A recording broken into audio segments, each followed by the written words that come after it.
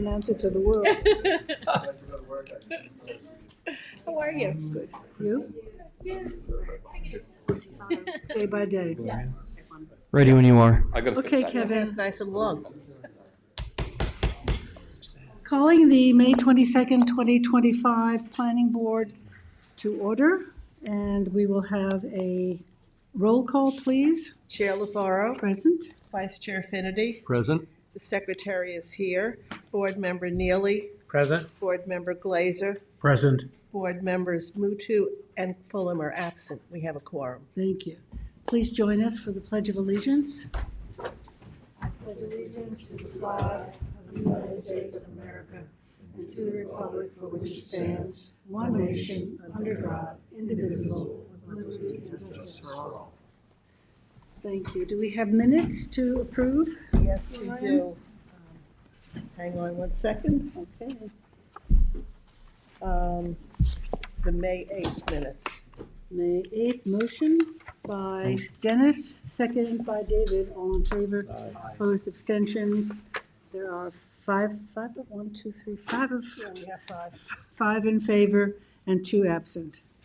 Okay, we'll move right into the agenda. Anthony, you have King Lane Estates at 3 Kings Lane, North Sea. Yes, we got to do a pre-app for that, but we're going to do an extension of the action deadline until June 12th, 2025. To June 12th, Motion. okay. Motion by Dennis, second by Gloria, all in favor. Present. Opposed, abstentions, 5 in favor, 2 absent. Number 2, 1052 Noyak Path, Watermill. We did our referral, so there's not a lot of maps left, but Okay. You can come have a seat. the report was sent out a couple of weeks ago. It was in the packet this time, but there's a copy for the board. So everybody remembers this. It's a 2-lot subdivision. Oh, yes, it's that one with all of the Noyak. Slopes. felled trees, right? Yep. So this is an application for a subdivision to do 2 lots. This is 40 feet wide, so it would be a second flag strip. 1 lot back here, 1 lot back here. It was part of a previous subdivision, so there's a no further subdivision clause. So this is a 2-part sort of application, a covenant amendment, and then a subsequent subdivision. Interestingly, a pre-app report had been done on something similar many years ago, actually. Just to cover some background information, so I don't have to go through the whole project description. It's very simple. It's 2 lots. You can see there's slopes on this property. When the common driveway was done, which provides access to these lots, as well as these 2 lots back here, the slopes are bad at the entrance point here. So an easement was established over the first lot of this subdivision that the common driveway access would start from there to avoid the slopes and then come in here. So actually there's an easement across this here as well, and the development rights from this piece were transferred off actually by this board. So would they have a right, this new 2-lot subdivision, to have a right to go over that So easement? what you'll see in the report, it's a question that Has to be we negotiated. raised. You know, a couple of you'll see in the report. If you look, you know, we'll go for one of the referral comments. There's absolutely no public water anywhere in and around this whole area, and the fire district and the and Office of Fire Prevention is recommending bringing down public water. It's a considerable distance and a very big expense. So It was 3,000 feet, I think, 3,000 feet? I forgot what the requirement is. Thousands of feet. Yeah. How far away is the public water? So if you look, I have it up on the map here. The public water sits up here. I guess that's middle line. Is that middle line? Yeah. So it's way up that's in a middle line. ways. So as you can see, they'd have to come down the That's a whole fair length here. piece, yeah. And then it's That's really far. it is. The other side of it is the health department didn't provide comments, but the health department could also ask for public water as well. They are going to. Yeah. But a question, did you say there's no further subdivision on the piece? Yeah. Right. No further subdivision, period, or without planning board approval? I believe, period. Okay. Yeah. So that's, If it was that, then we wouldn't be, you know, be discussing it because they would be here getting that approval, but it's just says no further subdivision And period. when was that? Do you know? I believe that was done in, I want to say it was the 80s, Yeah. late 80s, early 90s, something like that. Because typically those covenants are put on, it's negotiated,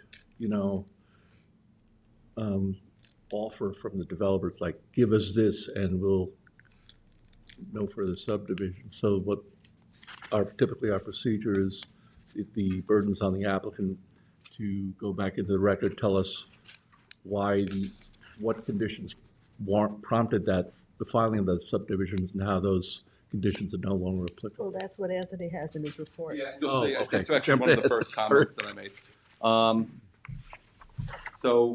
Can you please give us your name for the record? I'm Will Shapiro, the applicant's attorney, and this is Mr. LaPiana, the owner of the property. Joseph Yeah, La Piana. Thank you. LaPiano? La Piana. LaPiana. And I've only owned the property for 2 years. So, You bought it with everything there? pretty much, yes. With the covenant, knowledge of the covenant. Yes. Okay. So let's go over the And report. I'm a contemporary artist, I'm a painter sculptor, so I'm not a developer. Mhm. I just, being an artist, the possibility of building a studio or another, thing for me to work in is really the goal here. So, But it's very you can do difficult. that under current, you don't need, Yeah, but subdivision. the way the property's configured currently, it just would make sense that that particular lot be separated from the main property. Okay, let's go over the All right, report, so Anthony. page 2, if you look at proposed subdivision, it's in the Aquifer Protection Overlay District. I don't know that clustering would be necessary here. But in any case, they would be subject to clearing restrictions and potentially buffers, easements for slopes and stuff like that. This would be a minor review. This would be an unlisted action under secret, so they would have to submit the long EAF form. The park requirement would be satisfied with, I think, a fee. I don't think there's any, unless there was a trail connection. Yeah, There's the one trails, house, is, the trails are further Yeah, you can see, North. actually, on towards Middle Line and east off of Lopers. you can see them right here, actually, in the black and white and dotted yellow. line. So, we had a public comments. I have to put in the public hearing date. We didn't have any public comments, so I apologize. I left that blank. It's not subject to the Long Island Workforce Housing Act. We're pending engineering comments at this time, so that's noted. Conservation Board made comments. They want, obviously, updated to reflect all of the clearing. You can see there was a lot of, tree removal. can we get a percentage of clearing as it is now? Request that? So that, Yeah, I is thought we it on submitted the- an updated survey with that. Take a look at that survey, Will, that's on the table there. That's the most recent survey. And is that because of pine beetle damage? Yeah, the most recent survey does have the clearing calculations for each of the proposed parcels on here and the total lot. If you'd like me to read it off, I'm happy to. but does it give the a percentage that's already cleared? Yes, It does. I Yeah, think, just- I just don't think it includes these areas that you see here.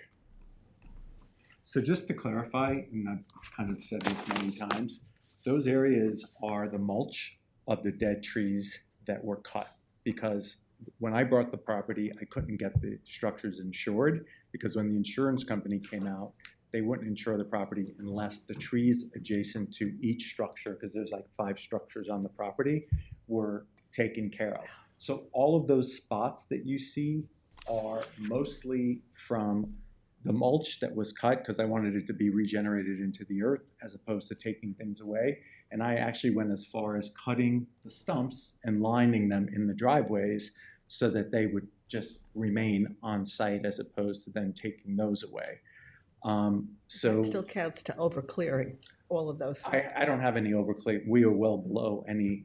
Well, excuse me, clearing. Yes, thank My- you. 'Cause I misspoke.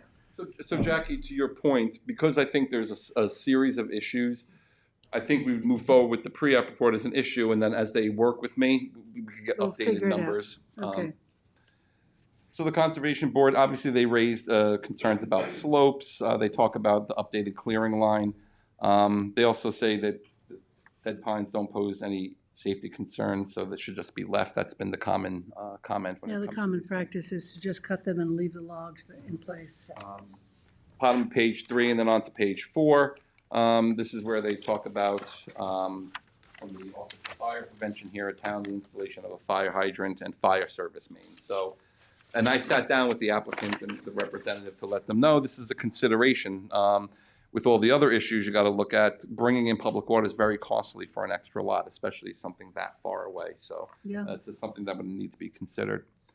And the fire district also provided very similar comments that the water main be extended down. Trails advisory, we did get comments on trails, no trail implications. So in terms of the recommendations, the first one, Dennis, to your point, says there are at least 2 covenants for this related to the site. It says that no further subdivision may occur without planning board approval.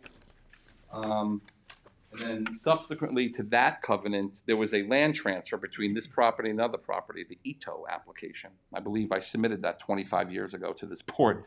So at that time, there was another covenant that was put in place that just said no further subdivision.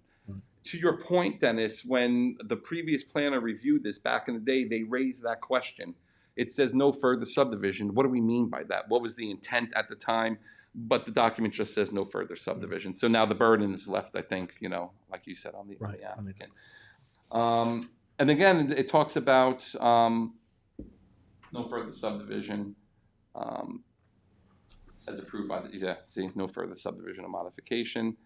So it says, therefore, the planning board would need to be agreeable to a covenant amendment in order for the subject application to proceed. The applicant needs to provide the planning board with information indicating why circumstances have changed warranting an amendment to the covenant prohibiting further subdivision. And so there's that. And says, well, the planning board acknowledges that it complies with zoning and is consistent with generally the pattern of development.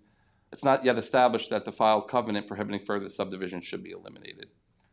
So it says here the applicant should look at all the legal documents, surrounding these properties, give us a little analysis that says why the covenant should be amended for our consideration. Number 2 talks about the extensive history involving the subject site and the legal documents. These documents should be provided along with analysis how they impact the subdivision. And we talk, for example, that access off of Noyak Path. It's a designated easement that provides access to these properties. Does that mean another lot could be accessed from that? I don't have an answer for that, but that's something that would need to be presented to the board. Number 3 talks about the water main extension as a condition of any approval. Number 4 talks about the Aquifer Protection Overlay District, so we would need to get those updated clearing calculations. And also the potential build out, how much clearing would be allotted, for each lot. If you look on the subdivision map, you could see the 2 structures that are standing here. You could see they're surrounded by the slopes. They put the structures appropriately where the slopes aren't as drastic. So you're sort of seeing where I think structures would be located. And we want to include their project limiting fence. Yeah, of course, all that, and I'll put note that in here, Jackie, that any clearing related to the site. Anthony, the clearing that's on this map is current because this survey was specifically done for these purposes. So, we have the updated clearing calculations. Does that include these areas? Yes, where the yes, mulch is? Okay, yes. I'll verify that. If that's the case, then maybe Marty had the old plan, and I'll amend my report accordingly. In addition to APOD clearing restrictions, additional buffers and/or easements are warranted to protect sleep, so it's a natural terrain. Again, 6 talks about the survey being updated to show the full extent of clearing. So let me verify that. They may have done that, because I know a second map did come in. Maybe it didn't make its way to Marty. So we could fix that. Internal driveways and, that are meandering to the other sites would have to be removed. This board creates lots that could be sold, and unless we start putting easements over this stuff, it just wouldn't work, and we would have to get them removed. 8 talks about the steep slopes and that any further development would need to avoid the horizontal areas of slopes which exceed 20%. as shown on the map. So that's really all I have. I think it's, you know, it is what it is. I think the applicant's just got some work to do to see if this is a viable subdivision for him. Anthony, you mentioned earlier about the development rights were purchased. I thought I saw this when I read this before, but is it in here somewhere? Yes, so if you look, it's in the beginning of the report where I talk about this site here, in the front here, for which the common driveway is located. The second part to that is, number one, you have a legal document that speaks to certain lots accessing from there. Number two, the development rights have transferred off this site. I'm not suggesting that means anything per se, but I don't know. I guess it would be worth looking at since there's Was all done in sorts the of legal 80s? documents. Was it done in the 80s? No, No, the transfer was done recently to Yeah. address this property up here. yeah, I remember doing that. Oh, so they sterilized that? This got sterilized. This actually already had approvals to be That built. lot, yeah, that lot, I mean, I know that lot. It's between the power lines, there's a hill that goes It was straight up. better to get the residents off there Yeah, and just right. put the, That was the and put intent. you know, it was a carriage house. in this piece. But that is a driveway into those two houses, right? This is a driveway. No, this is a driveway that provides access to Those, all of these lots. to all of those lots. So I raised the question because Yeah. there's, you know, legal document Sure. attached to it. And then what is below the two-lot subdivision? Is that yours property still, that piece? Back here? Yeah, I believe he owns these properties back here. Do you own the properties back here? Is that where those? Here's your lot, the one that you're looking to subdivide. Yeah, those are three separate 3-acre parcels with two individual houses. Those were all part of the subdivision, previous subdivision. previous subdivision. 2007. I Yeah, believe, yeah, we when do. he built the house, when the existing owner first built the property. And those are owned by Mr. Lapierre. Okay. So I think Anthony has spelled out all that we need for I'm the. going to make a few minor revisions to this, but I would recommend adopting it. And I Okay. spoke with the applicant, they're going to meet with me next week to try to Great, go try to through work out some Yeah, stuff. we obviously have a threshold issue with that restriction. We're gonna schedule a meeting with Anthony and try to work through it. We're trying to find some alternatives to the extending the water main with the fire department. Happy to field any questions you guys have today too. Well, from a procedural standpoint, don't we address the covenant issue first? Yeah, Yeah, and I think that was why it's the first comment. So first, I think the applicant will, if they can, provide us with their information, and I'll bring it to the planning board for consideration. Because I've never seen one of these covenants amendment, no further subdivision, never. Yeah, like I said, they raised the, like you said, you raised the issue about the information saying what Yeah. circumstances have changed, so. Okay, so we're going to adopt the report with a couple of tweaks. So motion by Gloria and second by David. All in favor? Opposed, abstentions, 5 in favor, 2 absent, and we'll get back. Thanks for your Dave. time. Thank Appreciate you. it. Yep, Great holiday weekend. you too. Stay Bye-bye. safe, drive safely. Stay out of traffic. Yeah. Stay off the roads. Anthony Ashley Caprera, 978 Montauk Highway, Watermill. Action deadline. This is, well, this is actually our first staff report and ultimately be first resolution for a cannabis facility in the town. So I'll put the map in front of the board here. I'm going to hand out this report. It's 18 pages. I'm going to read it word for word, line by line. We like The executive that. summary, Anthony.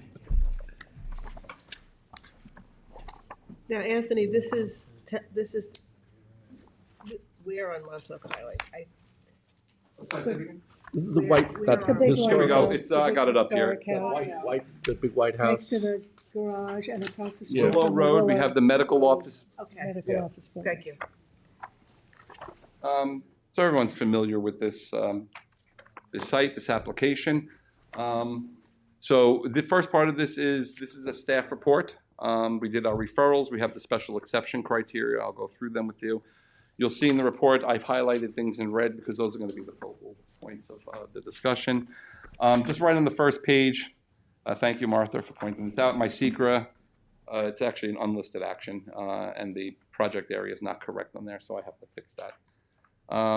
So everybody's familiar with this property. We have the site plan across the street here for the medical office space. So basically, this site exists. There's hedges along Willow here. We've got some open vistas into the property.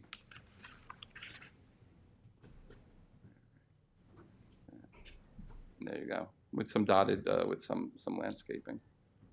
Oh, do that. There you go. So the first part of this, and I spoke to Martha about this, what we're going to do today is we're going to review this draft, and then at the next meeting, Martha said she would give us the extension. We'll adopt the actual report and the resolution, because I'm sure there's going to be some changes. Okay, great. For the record, it's Martha. Reichert. Thank you. For the applicant. So on bottom of page 1, we had a public hearing March 27th. It was closed with a 10-day written comment period. We received a letter from the Watermill Citizens Advisory Committee. This is on page 2. It sort of outlines their questions. Nothing out of the ordinary. Just wanted to know about landscaping. The first question was about the public, the facade, if it was going to be preserved. I could tell the planning board that there are no elevation changes at this point to the building. So we know that it's going to maintain that look. They mentioned the landscaping plan. The CAC supports leaving the highway facing property open. You'll see in the other referrals, the ARB ultimately also came out with that sort of recommendation. The idea was that they wanted to maintain the views into the property, and the Landmarks and Historic Board, the same thing. However, you'll see that as the applicant, we could probably spruce up some things in the front here. I had mentioned potentially doing some like inkberry or boxwood or something along the parking lot, so we could sort of, obscure them a little bit, that sort of, without detracting from the views into the property. It's a nice building. It's got some nice landscaping. And the accessory building will be demolished. That's being demolished, yep. And it's not historic. Right. And they asked us about signage, hours of operation, and all these things are incorporated in conditions of approval. So, and of course, their main concern was traffic circulation, and the big thing that they were talking about was, maintaining no left turns out of the front Correct. thing here.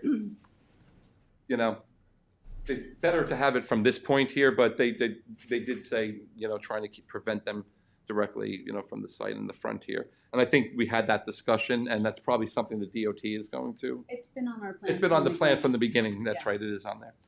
SECRA, it's an unlisted action, and this board by resolution dated February 13th, 2025 issued that. Town engineer comments are pending, but I did have Tom's checklist from January of 2025. Indicated that he wanted to know if the gutters and leaders for the existing building are connected to dry wells, in addition to limits of disturbance and sediment and erosion control plan. I spoke to Tom ahead of this meeting, and he's aware. He said, and they'll submit like they do, we'll make conditions of approval, and he has to sign off before we would stamp any maps, so the applicant's aware of that. The Office of Fire Prevention provided a bunch of comments. In the red there, you'll see things that I just extrapolated that I think would be more site plan issues that we could incorporate. The vehicle impact protection for the EV charging stations, their site plan does show 2 EV charging stations, so we would note the bollards or something on the plan.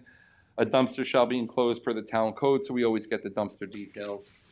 And drainage and septic to be relocated out of roadways or capable of supporting the heaviest apparatus. So I think that would just be an issue that you address. Everything else are the standard comments. So from page 3 all the way to page 7, basically, we have comments from the DOT. The applicants are working directly with the DOT, so their comments come out of their permit review process.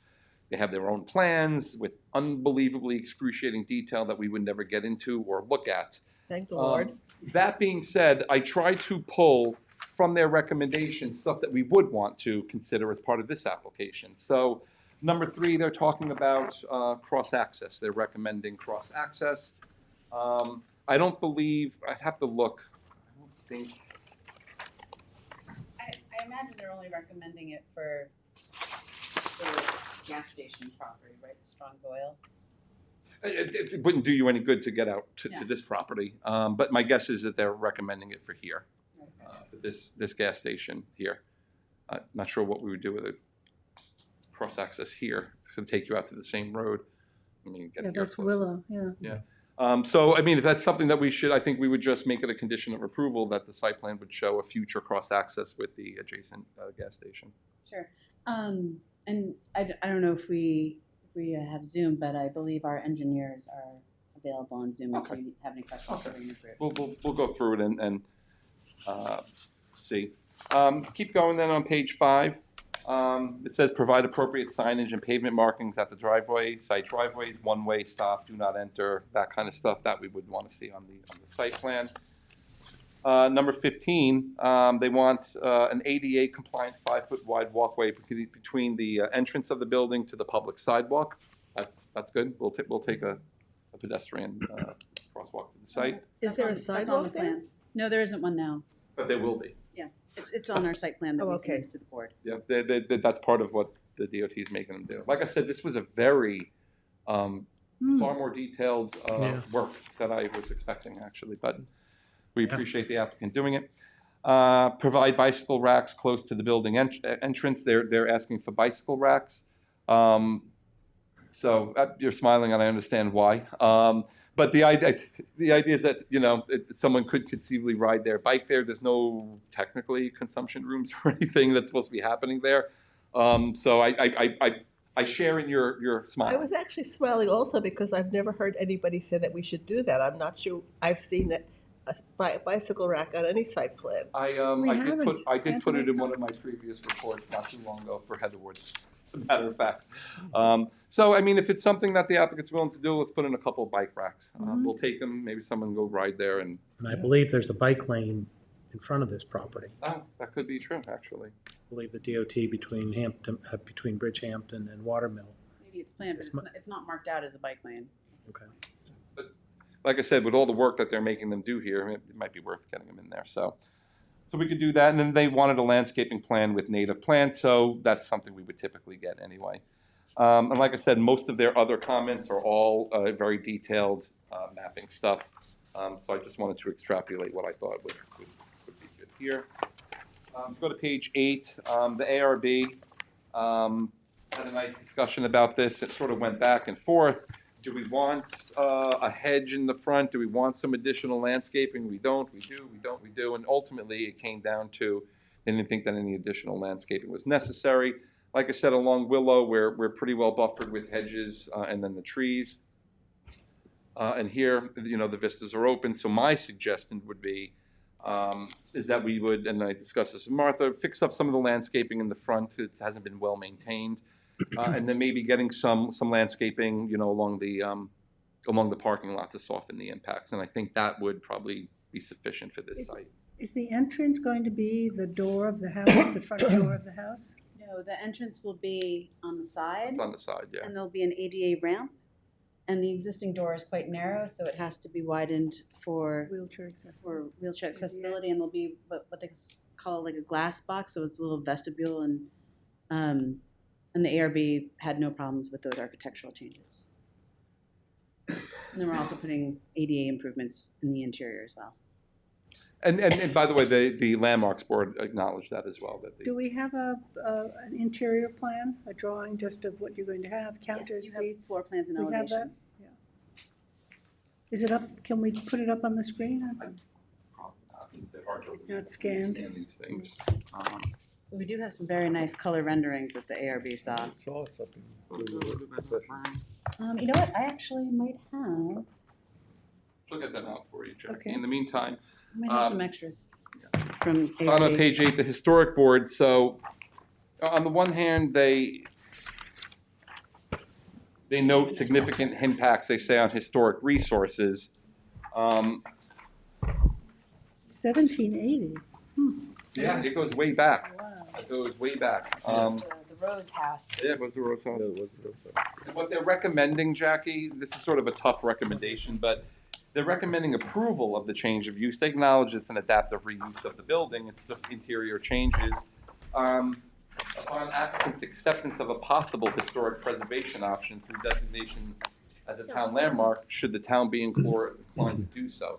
That's sort of a tough, thing to coordinate, to hold up an application. What I would say is, there's no changes to the building elevations at this time. Anything they wanted to do to that site, would be subject to landmarks review, architectural review board. However, I don't think there'll be any harm in putting in the resolution or even in this report that the applicant, may want to consider landmarking the building. It's very old, the community loves it, and there's all sorts of tax benefits that someone could get for something like this. And I think that what we would condition that the facade is being maintained. Street facing The street facing facade is being maintained. Because I don't know that you could condition an approval on them landmarking, or at least, but we could certainly urge them to look into it. And then the fire district came back with comments. The same thing with the fire Office of Fire Prevention. They want a Knox box, which makes sense. So they have access to the building. So this application is subject to the general and special exception standards. As general and the specific, number A, that the use would be in harmony and promote the general purpose intent of this chapter. The proposed non-medical cannabis use is consistent with zoning and land use requirements. And actually, the applicant, this was very, very smart on your part. Duly noted for other applicants for such uses. They went and they gave us a radius map, and they took a 500-foot radius. They ignored 200 feet. They just did a 500-foot radius map taken from the property lines of the property, showing all the properties, and there's no churches or schools. So that was a nice conservative approach. Now it doesn't raise any questions about it. So Applicant did that? yeah, so we appreciate that. That was good. Can I To ask make it easy for you guys to understand. a question on the architecture? Sure. This side addition, this little sort of portico that you're adding on, what are the materials of that? So in those, It's in this. yeah, it's in the floor plans and elevations, which our architect reviewed with the ARB. Actually, they didn't even have any questions for him. So I don't have any extra copies, It's in, but I think it's, so it's the, I saw it. just a little, where am I? So your ADA ramp, so the stairs have to be redone and there's a landing, right? Oh, okay, but it's not okay. No, my question is that it's totally not in keeping with the architectural vernacular of the building. It's a modern Sure. addition. So, in historic preservation, there are two lines, right? Most local historic preservation boards like to see additions match exactly. The National Park Service actually takes a completely different stance when it comes to the Department of Interior and the National Trust, and they always think that additions should look different from what is the contributing important historic resource. But the ARB reviewed it and they had no issues with the architecture. and the Are those addition. cement sidings? What are the sidings of the ramp? Sorry, I don't, Please. sure, if you'll lend me the. Yeah. The very last page. The very last page has Oh, I have an the extra one. Yep. Here we go. Thank you. Not that I'll be able to read it small, but. Tempered glass, It's glass. clear tempered glass with a canopy. It's right here, Joe. Oh, yeah, they show it. Second to last page on the elevations, they have it. That's exactly what it was. Edge risers, small lighting, the glass box, and then you also have the renderings on the foot. So it's tempered glass.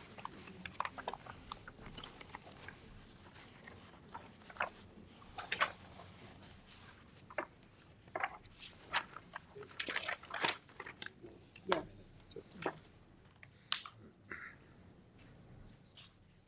And the ARB had no issue with that. Yeah. So they spent much more time talking about landscaping. They were fine with the architecture. Same with the landmarks board. I think by and large, Jackie, from being at these meetings, that because the entire building's being maintained, that they didn't see any negative impacts with On that. that detail. The other side of it is when we start getting into these, ADA accessible, ramps and access, there's a lot of, very specific design elements, that we rarely get into, because they're built a certain way to handle certain, Yes. Widths, exactly. But no, we could look at that, Jackie. I'm sure there's more comments in In here about it. 1780, they did not worry about handicap access. Yeah. B, is the plot area sufficient, appropriate? It's existing with an existing building. Where are you, Anthony? Page 10 or not? Page 9, B. Just go through the standards. Yep, I'll go through the standards. 36,211 square feet, and more than enough room to get the parking and maintain buffers. C, the proposed use will not prevent the orderly, reasonable use of adjacent properties, particularly when they're in different districts. This whole cluster of properties, this is all HB over here, and we'll get cross-access so we could, coordinate that, but I don't think it's an existing building. I don't think the use of the property will have any impact on adjacent properties. Is the site particularly suitable for it? Again, it's HB. It's one of the few zoning districts where the use is permitted, and they gave us a good radius map showing there's no conflicts with any other uses. E talks about 12 that it's not located near a church, school, theater, recreation area, and it is not. F talks about a non-nuisance industry conforming to this chapter definition. There is no definition of it in the code, but what I would say is the town code does not provide a definition. However, the planning board notes that non-medical and medical cannabis uses are treated differently in the town code in terms of regulations, including zoning districts where they are permitted. Accordingly, the planning board has reviewed the subject application for compliance with the standards set forth in the town code for non-medical cannabis facilities, including the special safeguards specific to that use. Access facilities are adequate for the traffic, and that we don't have any curb cuts within 75 feet of an intersection. So the curb cut here, which basically sits between these two trees, is well over 75 feet. This is existing, and we're going to control it so that there's no left turns coming out of there. So we've added that. H talks about curb cuts from the appropriate highway agency. So we note that they will have to secure the curb cut from the town highway department and the New York State DOT. And I do note for which referral comments have been provided and will be incorporated in as conditions of approval. So we have the no left turns. Ignore the realign for a second. Cross-access with adjacent sites, bike racks, and the pedestrian walkway. So those will be included as conditions of approval. The realignment, my understanding, look, we were trying to align as much as possible, right? The access points for this piece. In this piece, I believe they've relocated theirs somewhere down here. This one's still, it's shown on the site plan in between these two trees. So, on the one hand, I think the purpose of the driveway location where it was the best location to preserve those two trees, which are actually really nice. It frames the driveway nice.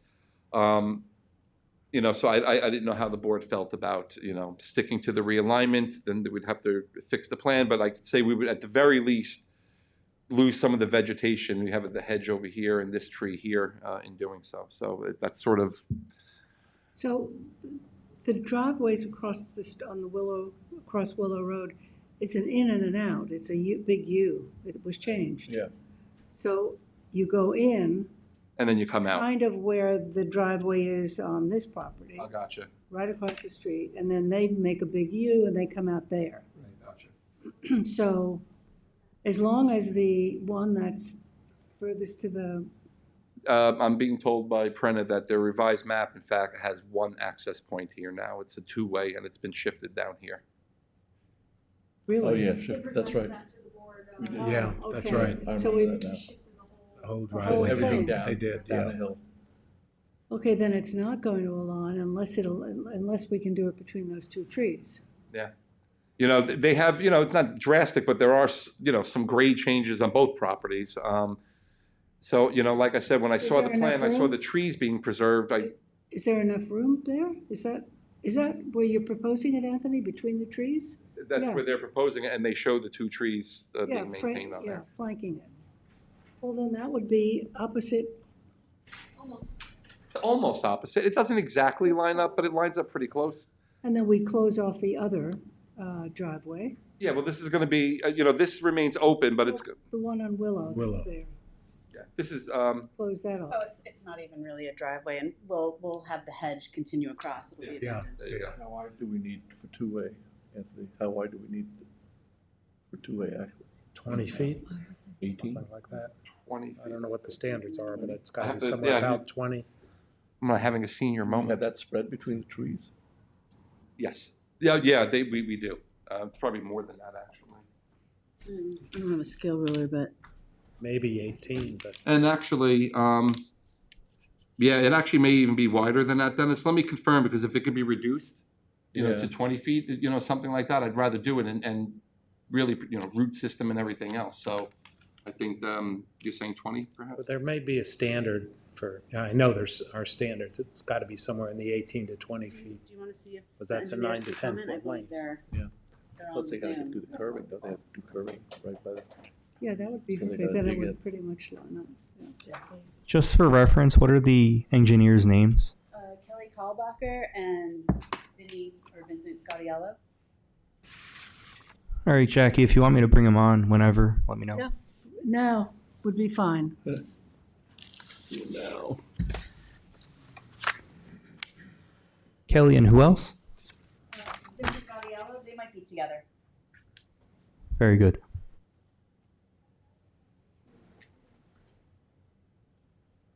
Hello. Can you hear me? We hear you.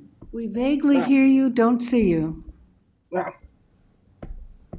So I'm sorry, you're questioning the width of the driveway in that area? Yes, the proposed driveway between the trees. From Yeah, Willow. right now I have it at 22, but I believe we could go down to 20 if you like. Anthony was mentioning to save the root ball system and whatnot. Okay, that was our question. Thank you. Okay. Okay, Anthony, I didn't mean to interrupt you there. No, that's okay. All right, good. So, So we're on page 11 now. yeah, well, Anthony, excuse me, on H, you say cross-access with adjacent sites, well, I think we're just talking about one to the south or west, whatever you want to. yeah. Okay. This one. Yep. Right. I talked about parking and parking and truck loading spaces, and they comply with the requirements. It's probably more parking than they're really going to need. Jay talks about buffers. I think we went through this. So I think in the front, she was talking about continuing the hedge. We'll get some more landscaping here, get some more landscaping for the parking lot. And then I think, they'll clean up in the front here, and we probably would maintain the vistas in here so we could keep the building exposed. So that's what it says in J. K, stormwater runoff, again, it needs to be contained on site. The DOT notes that. In fact, the DOT is asking for, drainage, all sorts of stuff, and they're gonna have to get our engineer to sign off prior to you signing the maps. L, no outdoor sales lot, rental equipment storage areas. So I say the proposed project does not include any outdoor sales lot, rental equipment storage or display areas. No outdoor sales, pickup areas or designated consumption areas are permitted. M talks about the specific conditions and safeguards, which is the next part of this. So page 12 and 13, I started to make this easy for me and for the board. A, B, and C talk about the separation distances. And so, as I said, they gave us a radius map, and that they're well over any of the separation distances. So if you look at page 13, it does say that pursuant to the radius map, which shows the 500-foot radius taken from the property lines, there are no schools, community centers, or places of worship within 500 feet of the property. D talks about the 1,000-foot radius from other premises. There are no other dispensaries existing or proposed within 1,000 feet taken as a radius from the property. Further, the New York State Office of Cannabis Management has issued proximity protection for this applicant, indicating compliance with the requirement. And further, the state is tracking separation distances on their proximity protection maps, which are accessible on the OCM website. So basically, they're saying that we will give a license to anybody for a facility within 1,000 feet. Yeah, in other words, they have proximity protection, so now they get the proximity. No one else could go within 1,000 feet of their Yeah, use. that's what- Yep, that's what you said, right? Yeah. They're not They going to. can't issue any licenses. A license, yes. To someone else that's yes, within 1,000 feet that's of the correct. property. That's correct. E talks about a traffic impact analysis, and I go on to say the applicant, we're expecting an initial interest in these sites, right, when they first open up, and I think they will, dwindle over time. But we did have a traffic impact study that was done by the Rayner Group, indicating that they were not expecting to generate significant traffic. Certainly that would, change the level of service on the road there. But nevertheless, we have the requirements of the DOT, the prohibition of left turns, and then we don't have to worry about the alignment there, because we're going to keep the line where it is. So we've included some additional mitigation that we're going to build into the resolution. F talks about buffers and transition yards. We're not actually subject to any residential transition yards. The front transition yard is existing, and there's more than enough area if we want additional landscaping, so there's no issue with buffers here. G talks about a transitional setback of 100 feet when you're adjoining residential properties, which we are not here. 11 talks about, well, the overall appearance and, architecture of the building. This is an existing building that's being maintained. So you'll see in the red on page 15 at the top, I just included some of the additional comments that were received that we could incorporate as conditions, with the exception, I don't think, of the landmarking for the Landmarks Board. We could certainly, again, urge it, which I think we would. Have we looked at signage yet, or is that? So the answer is yes, the ARB did approve signage, and I wasn't prepared for it, so I am going to bring it back to as a separate, Okay. thing. And so I do have it. It's very simple. It's very nice. It's not wild. It doesn't. I have one copy. It's a lawn sign? It's actually, yeah, it's going to go right in the front here where the existing signage for the building is. It has a proper setback? Yes, well, it's an existing one and it received, I believe, approval. Yeah, I'll double check that, Jackie, for you. If I'll it make got a sure. variance? It got a variance, Oh, probably under the, yeah, I did think it you're in right. the 80s, I believe. Let me just. The ARB approved it, they just asked that we add the street number to the sign, which is pretty standard for what they request. Here you go.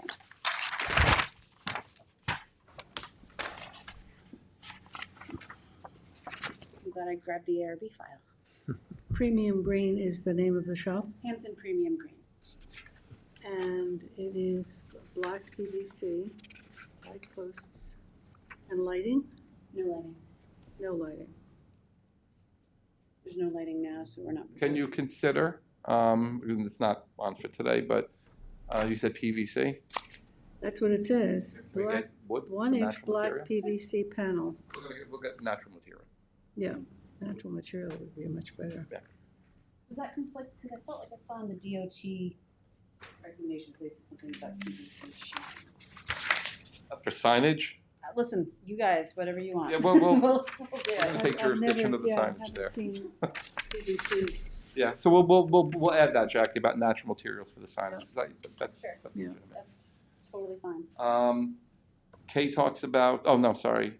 J, outdoor speakers, so there's no outdoor speakers, outdoor music, or public address systems. K talks about pedestrian circulation plan, walkways.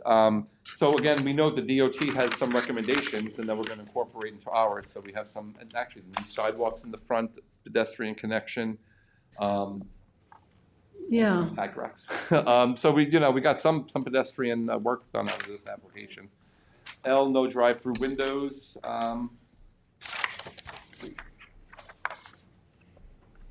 We also like to add no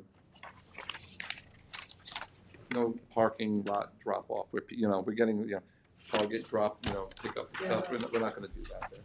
Yeah, no, I believe that there's, this is a very regulated industry, so if people have called in orders, they generally have to go inside the building, pick it up, show ID, Yeah. et cetera, so. The next one, page 15 and 16, talks about the signage requirements. Obviously, we would make conditions of approval any of the general sign requirements, no pot leaves and that kind of stuff and everything. Just so I can add to the record, the state OCM regulations also have very strict signage requirements, and it is to be nothing but the most relevant information, right? So It's same true. thing, you can't have logos, you can't do that in your windows, advertising. Yeah, it's, and we mimic that in our code, so that's part of your special exception. Yes, the code incorporates all of OCM's regulations. And we do note in here that you're going to review and approve the sign plan. Yes. That's a separate, N talks about, okay, so non-medical cannabis shall submit evidence that all necessary licenses and/or permits have been obtained by the New York State Office of Cannabis Management just prior to the issuance of a certificate of occupancy or a change of tenancy permit. So I didn't complete the sentence here. So it says here prior to issuance, because it says of a certificate of occupancy or change of tenancy permit, the applicant shall submit copies of licenses or permits. I'm just wondering, mean, that's the way it's worded there. So should we tie it then to the CO and/or? And actually, that's a good point. We do have to have that amended because since that was adopted by the town board, the OCM has come back to us and said, actually, we won't give a final license until you show us a CO. So we're going to change it to building permit and planning board approval, final conditional approval from the planning board. We've submitted, we have a license, but we don't get our final approval, as you understand, until. The CO, and we were hoping to rely on OCM for that, and they said, no, we're gonna rely on you. Mhm. Which I think gives the municipality that sort of final. Yeah. So then, so do they have to submit anything at this point then? They being the applicant? Yeah. She'll I submit a final conditional approval on behalf of, and the CO, frankly. A copy of your license? Well, a copy of our license was submitted with the site plan. Yeah. I'm sure that's in there. So for this particular one then, Kathleen, so we should, what should we be saying then, prior to the issuance of, or prior to?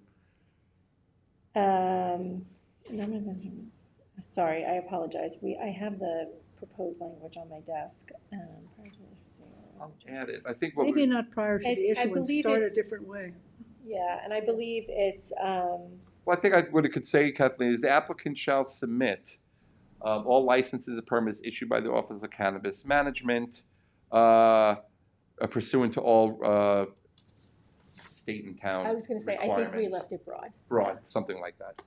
Perfect. We're on the same page, Kathleen. It talks about the security system and a safety management plan. So what we say is here, a detailed safety management plan must be submitted as a condition of approval, demonstrating compliance with all state and local regulations. Added here, the applicant shall provide adequate security and code compliant lighting on site to ensure the safety of persons and protections of the premises. Exterior lighting shall be sufficient intensity to illuminate the areas of the parking lot or adjacent areas, if any, but shall be dark sky compliant. Areas to be covered by security cameras, storage areas, doors, parking lots, any place where the product is delivered. And then I put in here, the applicant should take all reasonable steps to discourage and correct objectionable conditions that constitute a public or private nuisance in parking areas, sidewalks, alleys, and areas surrounding the premises and adjacent properties. Such conditions include, but are not limited to, smoking, creating a noise disturbance, drinking, loitering, or littering. Just trying to, this is our first one, so we want to cover, cover our bases. May I ask a question? So on those conditions about the lighting and security and plans, those generally go to OCM and get approved. So do we need to submit them here as well? Or because if we get our approval from OCM, it means that all of our security and plans are. Yeah, I mean, we're looking at the lighting plan in your parking lot. You Sure. have the lighting plan. Any additional lighting that the state says you comply with would be good for us to have in our files. Okay. But to answer your question, any certificate or approval you have from OCM, if you could provide that to us to show that the intent was not to duplicate it, but to make sure that OCM. The appropriate agency Right. has signed off and reviewed it. Correct, yeah. And we have a lighting plan in our. You do, and it shows. And I had just a few comments in there. P talks about hours of operation between 10 a.m. and 9 p.m. That's set in stone, so that'll be a condition of approval. And the planning board shall incorporate all applicable fire marshal requirements into the final approval, which I've noted in this report and highlighted the ones that we are absolutely putting in our approval, so that's being done. So just some remaining site plan issues, lighting. Kelvin has to be brought down to 2,700. That's just a new code requirement. We like 10 feet on the mounting heights is what we like. And then all lighting should be directed downward. And I repeat the 10-foot height thing so 4 could come out. Landscaping, so we discussed the landscaping, so we'll get some additional landscaping along the edge of the parking lots, and you'll continue the hedge. So we'll add that. The hedge continues to the building, Oh, which yeah. provides proper corner clearance. Oh, yes. But we'll continue the hedge to discontinue that little. Right, this area here, Driveways. so it blocks that Fairly off. wide enough for a car. Yep. Signage, we had the discussion, so it's subject to approval and all the special conditions in the special exception criteria. Anthony, let me just bring something up here. that we're still discussing, the Willow Road street sign Right. is not visible where it's located. It's on the eastern corner. Can sort of see it. That road is really hard to find. I have missed it So, almost every time I've tried to avoid going to so, Watermill. so we're considering, and Right. Tom, And actually, the other applicant was going to discuss with the DOT the location of that street sign. And they may come back and say, put it on your side of the street. The So corner's according been to dedicated Prena- to the town pursuant to a 1970 subdivision, so whatever you guys want. According to Prena, the applicant for her project is moving that sign. oh, yeah? Oh, great. Oh, good. Okay, Okay. done. Engineering approval to be secured dumpster, just give us the fencing and screening details. Septic, I just noted here, I didn't see a new septic system on here. I don't believe the change of use. In fact, I think they've wound up with a lot more sanitary flow as a result of this because they're getting rid of the apartments, which Apartments. take up Yeah. all of the flow. Mechanicals are to be screened on the roof or on the ground. And sustainability elements that we always like to get incorporated. It is an existing building, obviously, an old building, but they do show the 2 EV charging stations, and we'll take them. Now, what I'm going to suggest is that we do an extension of the action deadline to June 12th, and that I will give you the final version of this and a draft resolution for next time. And I've let Anthony know I unfortunately will not be here on the 12th, but I will have someone to cover it, and Anthony and I will hopefully go over anything so that there won't be too much. So Martha, this is really a retail operation, or is it also take delivery? The licenses include the delivery aspect, which is considered to be part of the retail operation, and it's, again, regulated by OCM, which is the Office of Cannabis Management. So in terms of delivery service, if you look at any of the other dispensaries that have opened in Suffolk County, there's 2 in Riverhead, several in the town of Babylon. They all have delivery. It's not something that you really see in terms of on premises, right? Because it's happening elsewhere. Okay, now that answers it. Are you doing interior renovations? Yes, we are doing some interior renovations to make it suitable for the retail. The prior owner had actually done a massive interior renovation in 2017-ish, it's all part of, the Landmarks Board did a very big report back then, and so you can see some interior photos. The interior renovations are pretty minimal. They're just to sort of create the appropriate retail space. We're putting in a dumbwaiter, which will connect have a secure means of transporting the product from where it's in secure DEA cages down to the retail floor. Again, the product never really stays Stays protected. It stays protected. So we're doing that. We're putting in the dumbwaiter. We've actually met with the chief building inspector to have him already sort of pre-review our architectural plans so that when we do get an approval, we're ready to submit for the building permit. We are also relocating a staircase because it's a death trap. It's, maybe 18 inches wide at a pitch that no one should. It reminds me of houses in Amsterdam where you need a rope. Right. So we're going to put in an actual compliant staircase down to the basement, which will also be used for storage, but that's more unsecured storage, merchandise and simple things like that, but everything else. Where the bedrooms were, you're using for storage, secured Correct. storage. And it'll be office space for the dispensary. It'll be secure storage. It'll also have an area for employees, but the primary retail space will be that first floor. And again, it's just creating those counters and to turn it into a retail space. The secure storage spaces, is that specified by the state? Is Yes. that part of the cannabis? Yes. Yeah. And just one note, Madam Chair, as it relates to delivery, the state regs also require that any delivery vehicle not have any signage or indication indicating that which is being delivered. So arguably you will not know which vehicle is Right. a delivery vehicle. Right. Could be Right. the plumber. Exactly. So they're not have splashy logos, and again, because all of that, overt advertising, showing logos of pot leaf or suggestive names, that's not permitted in the state regs. Just one, if I may ask a really stupid question now. Delivery services have to operate within the same hours of operation. Do you know? I believe so. I was but just, will I was have to curious. confirm. It was just one of those things. Yeah, I don't- I believe so as well, but I haven't looked. There you go. Okay. So I'm just gonna So request we need an an extension of extension the from action you. deadline. I will happily grant the extension to the 12th. Motion by Dennis for the Second. extension to June 12, second by Gloria, and all in favor. Aye. 5 in favor, 2 absent. You guys are welcome to keep those handouts. They're already in the record.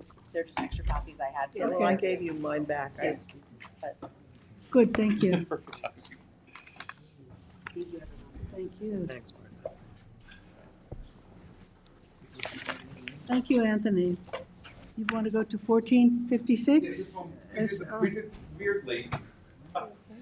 We did the staff report last time on this one and adopted the staff report. Normally, we do a staff report and then do the staff report adoption and the resolution at the same Why I time, was- but that's why you I were was having confused. such a hard time with the minutes from last. Nothing technically wrong with what we did there, but it's what you are. I was just, We have a nice heading, we have a nice title. I know, all of them had it today. So we did this for 1456 last time. If you recall, the big holdup was dealing with that 50% clearing. That is, not that there isn't an opportunity to get past that, but the Pine Barrens is just now requiring a hardship period, end of story. You would have to go to They have to go. a hardship. So we're gonna keep it at 50.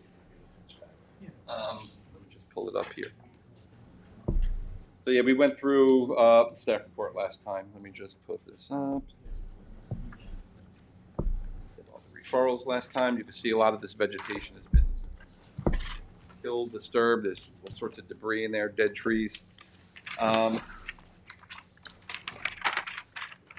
Yeah, I mean, I think I would just go right down to the resolve. Is there someone here? Susanna Herman? Susanna Herman's here. So yes, if you recall, we went through the staff report last time, went through all the Susanna, referrals. just give us your name for the record. Susanna Herman and consultants for the applicant. So this is a resolution to approve site plan of 1456 SRR LLC for the construction of 2 one-story buildings totaling 24,650 square feet and associated parking to special trade contractor uses. The property is 2.82 acres, LI 40 zoning district, Aquifer Protection Overlay District, and the Pine Barrens Compatible Growth Area. Some changes to the site plan per the town engineer, including the submission of a SWIP and the New York State DEC notice of intent. Drainage and leaching pools to be relocated out of roadways are capable of supporting the heaviest apparatus equipment. We had this discussion, the fire hydrant within 400 feet of buildings as required.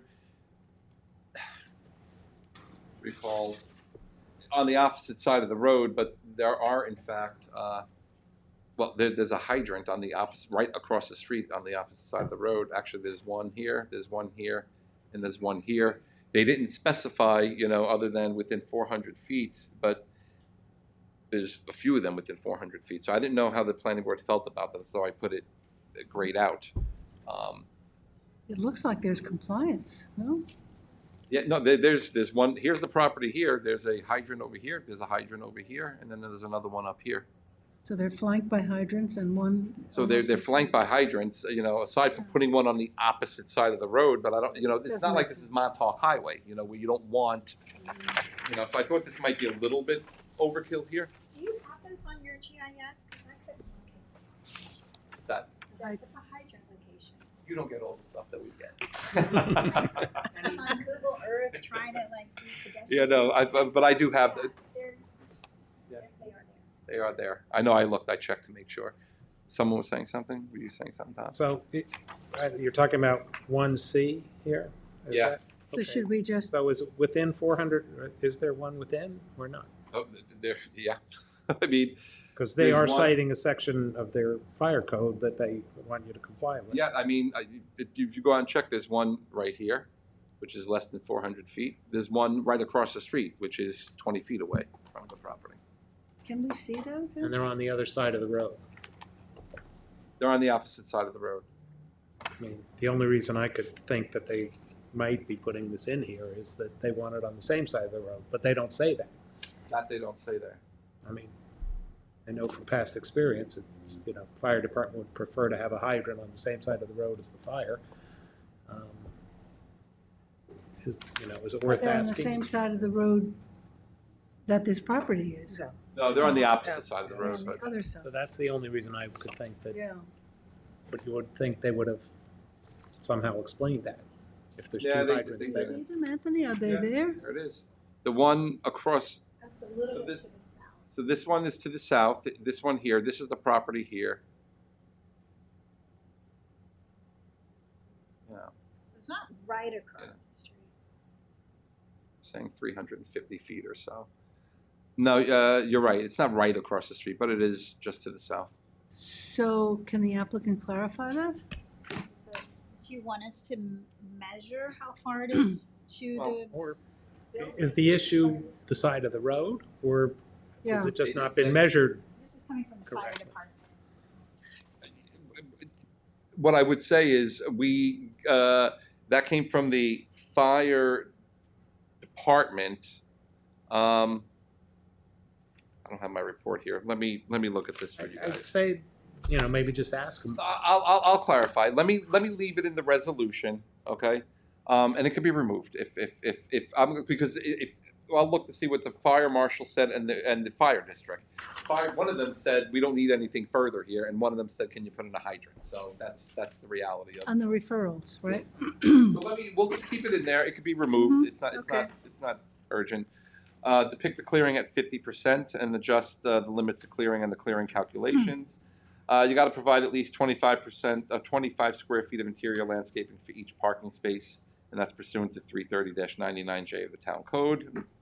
Provide those calculations and show areas of outdoor storage. We like to designate them on these commercial, these industrial sites. Changing to the lighting plan, 2,700 for the Kelvin. That's not supposed to say 3,000. And bring the light fixtures down to 10 feet high. Just as a reminder, that's measured from the lowest light emitting part of the fixture from grade. Landscaping, again, we got to revise the plan for a 50% clearing limit and the revegetation plan accordingly. The plan should include the parking lot landscaping with the calculations. It is noted the applicant did give us a substantial revegetation plan. It will just have to be adjusted to meet the 50%. Anthony, am I correct in that the outside storage area is part of the cleared? Yeah. Absolutely. It should So- be within their developed area of that. Okay, so, I'll maybe want to meet with you to clarify what's typical to show, because I know you were saying at the last meeting that a lot of the site plans don't show outdoor storage for special trade contractors, but it always happens. Mm, So I want to make sure we're showing, you're showing it. It does. so we can You got a talk about. woodworker that goes in there. They bring their Yeah. stuff out sometimes, because of all sorts of reasons. but what I'm Or it saying is, expands. if you then create outdoor storage later, that could have an impact on Yeah, the absolutely. clearing. That's why we like to see it designated, Yes. so we have it. See? I talked about changes to the floor plans and buildings. This says number of uses. I don't think you have an issue there because you're allowed one special trade contractor per, I think it's 10,000 square feet. So whatever the requirement is, we just want it noted on the map so we're not Right, exceeding. I think there's 12 possible units. Yeah, and I think you were okay, but let's just make sure the calculations Mhm. work, that there's no excess there. General conditions of the approval, signage to be approved by the planning board, HVAC and mechanical systems to be screened, dark sky compliant lighting, no dusk to dawn lighting fixtures, no additional lighting without planning board approval, and the shielding of lighting downward. The affidavit for compliance with the site plan conditions, attain all required permits from the highway department as may be applicable. Sure, because it's one way. It's going to be a one-way entrance and exit into the site now, not this curved driveway. So they probably need a new permit. Letter I is out. This is not a storage facility. J is a pre-construction meeting with the engineer prior to construction. 6, to be completed prior to signature, town engineer approval of the final maps and the SWIP. The filing of the notarized affidavit. this department, submission of the 6 sets of the plans for signature. And then prior to a CO, we need a maintenance bond for a period of 2 years for all that landscaping. Anthony, just a reminder, somewhere between D and G, you should insert no internal illumination of these charging stations. Kind of should be a boilerplate. I'm sorry, can you do that? These charging, these electric Oh, charging okay. stations, Tesla, No illumination. no internal illumination. And the sustainability aspects of these are new buildings, right? Morton buildings, we normally get for Any special. possibility for solar panels on the roof? I can ask the Because property owner. we're trying to, where we can, we have that language. Yeah.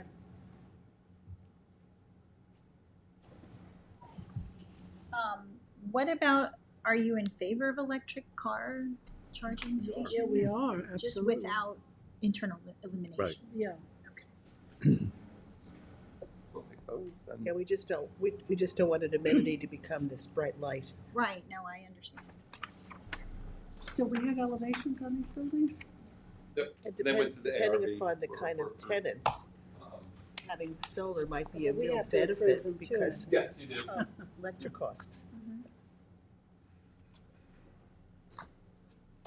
Well, maybe Susanna has some. Do you have some elevations? Susanna? Oh, I have elevations. Yes, I think Anthony just said this was already approved by the ARB. Well, yeah, but the planning Yeah, board. but we have to look at it. Oh, so they're really flat roofed they look like storage buildings. And then special trade contract with they,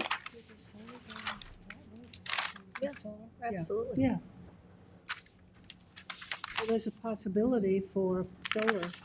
Yeah, I don't know what the roofs are made of. street. It's buffered, you really can't see anything, actually. The short ends. The short, yeah, they're facing the street, actually. Something like that. Yeah, so that's what faces the street. It is buffered, but maybe the street-facing elevations, we could do something here? So, like feature. some architectural feature? An architecture, you have a door, The but brick- it's just sort of a brick flat apron wall. or a Well, they do have a brick, articulated something, something, Okay. window or something, just something that could, yes, A flower box. a fig tree, something. trellis with A trellis. So I'm gonna add that to the resolution. That's, some architectural detail. yeah, absolutely. The good thing is they did put that, And sustainable, any sustainable, yeah, we're gonna add this, a charging station, and then we'll put the general statement that other considerations. And if you would speak to the applicant about solar, because it Yeah, sounds, I'll talk to it him. sounds like it's that possible. flat building, roof. since it's got a flat roof, there's less need for it to face south. Right. Anthony messed up. He made a mess.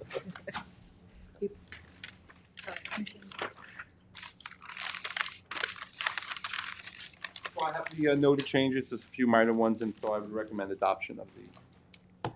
Okay. Any other questions from the board? No, okay, motion? Motion by Dennis, second by Gloria, and all in favor? Aye. Opposed, abstentions, 5 in favor, 2 absent. Anthony, is this your file? Yes. Yeah, that's another application. I was stealing your survey, I apologize. Okay.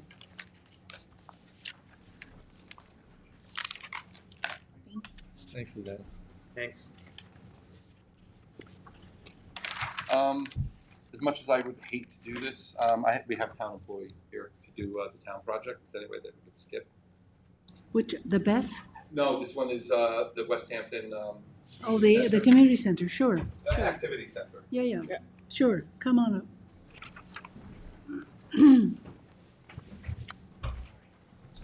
We're just taking Claire's town. Welcome, can you give us your name for the record, please? Good afternoon. My name is Nicholas Jimenez. I'm the Capital Projects Manager for the town of Southampton. Your last name, Nicholas? Jimenez, J-I-M. Joseph Rettig, R-E-T-T-I-G. BBS Architects and Engineers. BBS, BBS.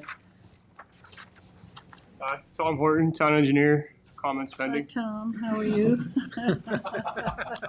Is that part of your middle name, Tom? It's Comments pending? pretty much.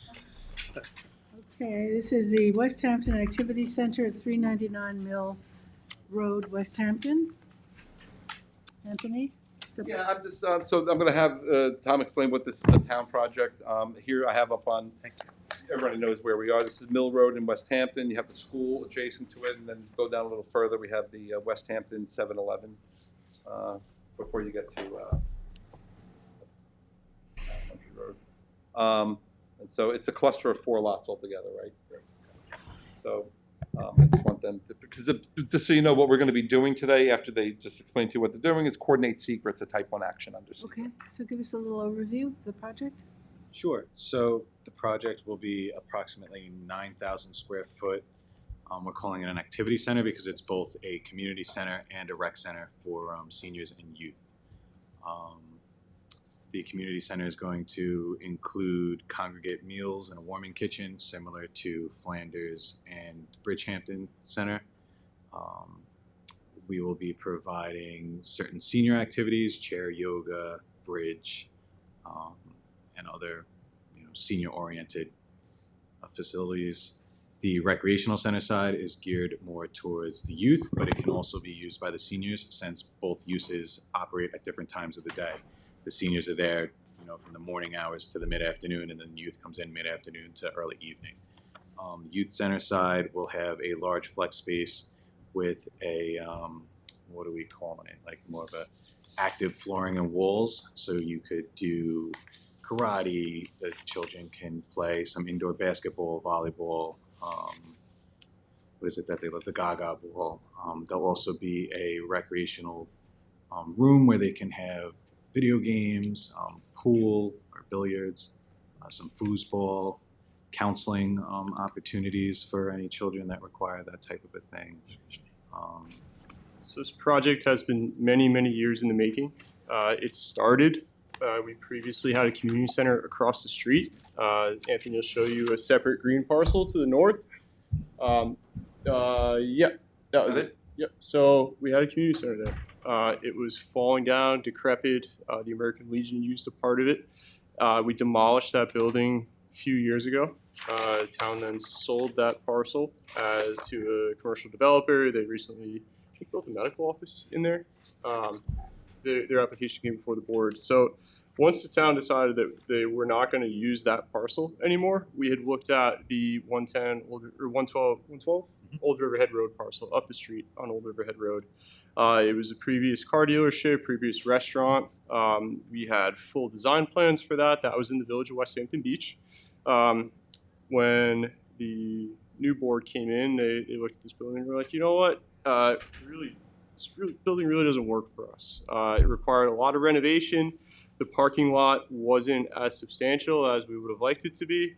And it really didn't have a community center type feel to it. So the board decided to sell that building and then to utilize the 4 parcels, which were previously called the Bauer property, that we had on Mill Road. So of those 4 parcels, one of them is a CPF purchase, and the other 3 parcels were purchased with general fund money in around 2008. So they have sat essentially vacant, minus the Parks Department utilizes an existing metal storage barn on that property for beach chairs and beach combers during the winter. In the summertime, they take their winter stuff and put it in there. So it's kind of a storage piece for them. And there's also a greenhouse that the elementary school utilizes on the southeast corner of that property. So we've been back and forth with the health department. There's a lot of specific restrictions on this development because of that CPF parcel. So CPF, they had advised us on this, and they told us that that parcel can only be used for active recreation. So we have situated the building in such a manner that the active recreation part sits on it's 3 CPF pieces on the CPF side. And the senior side, which is consists of the kitchen and the meeting room, which may not be considered active recreation, sits on the general fund side. So we have got this building partitioned just about to the square foot in order to take advantage of the different uses that these 4 parcels allow us to utilize. So it's taken a long time to get here. We've had a bunch of community meetings, but we're pretty proud of this design, and we hope that you'll weigh in. Great, thank you. I just have a question. I always thought CPF money was for non-active. So there's 2 types of purchases. It's all dictated in the covenants on the property at the time of the acquisition. So you have passive and you have active, right? So passive is a nature trail, woodlands, something that you're not developing. Whereas the active is you can put recreation on it. You can develop it into like a full-fledged park. Like you really can do a lot with it as long as it's used for the community. And in this sense, it's being used in the truest sense of the word community. It's like the parcel on McGee Street, that's. Absolutely, Star Aqua Center. Conservation is Yep. talking about a swimming pool on McGee Street, and So- that was CPF purchase. Yes, that's the Star Aqua Center project, and it's on CPF active recreation Parcel. classified property. Okay. Yeah.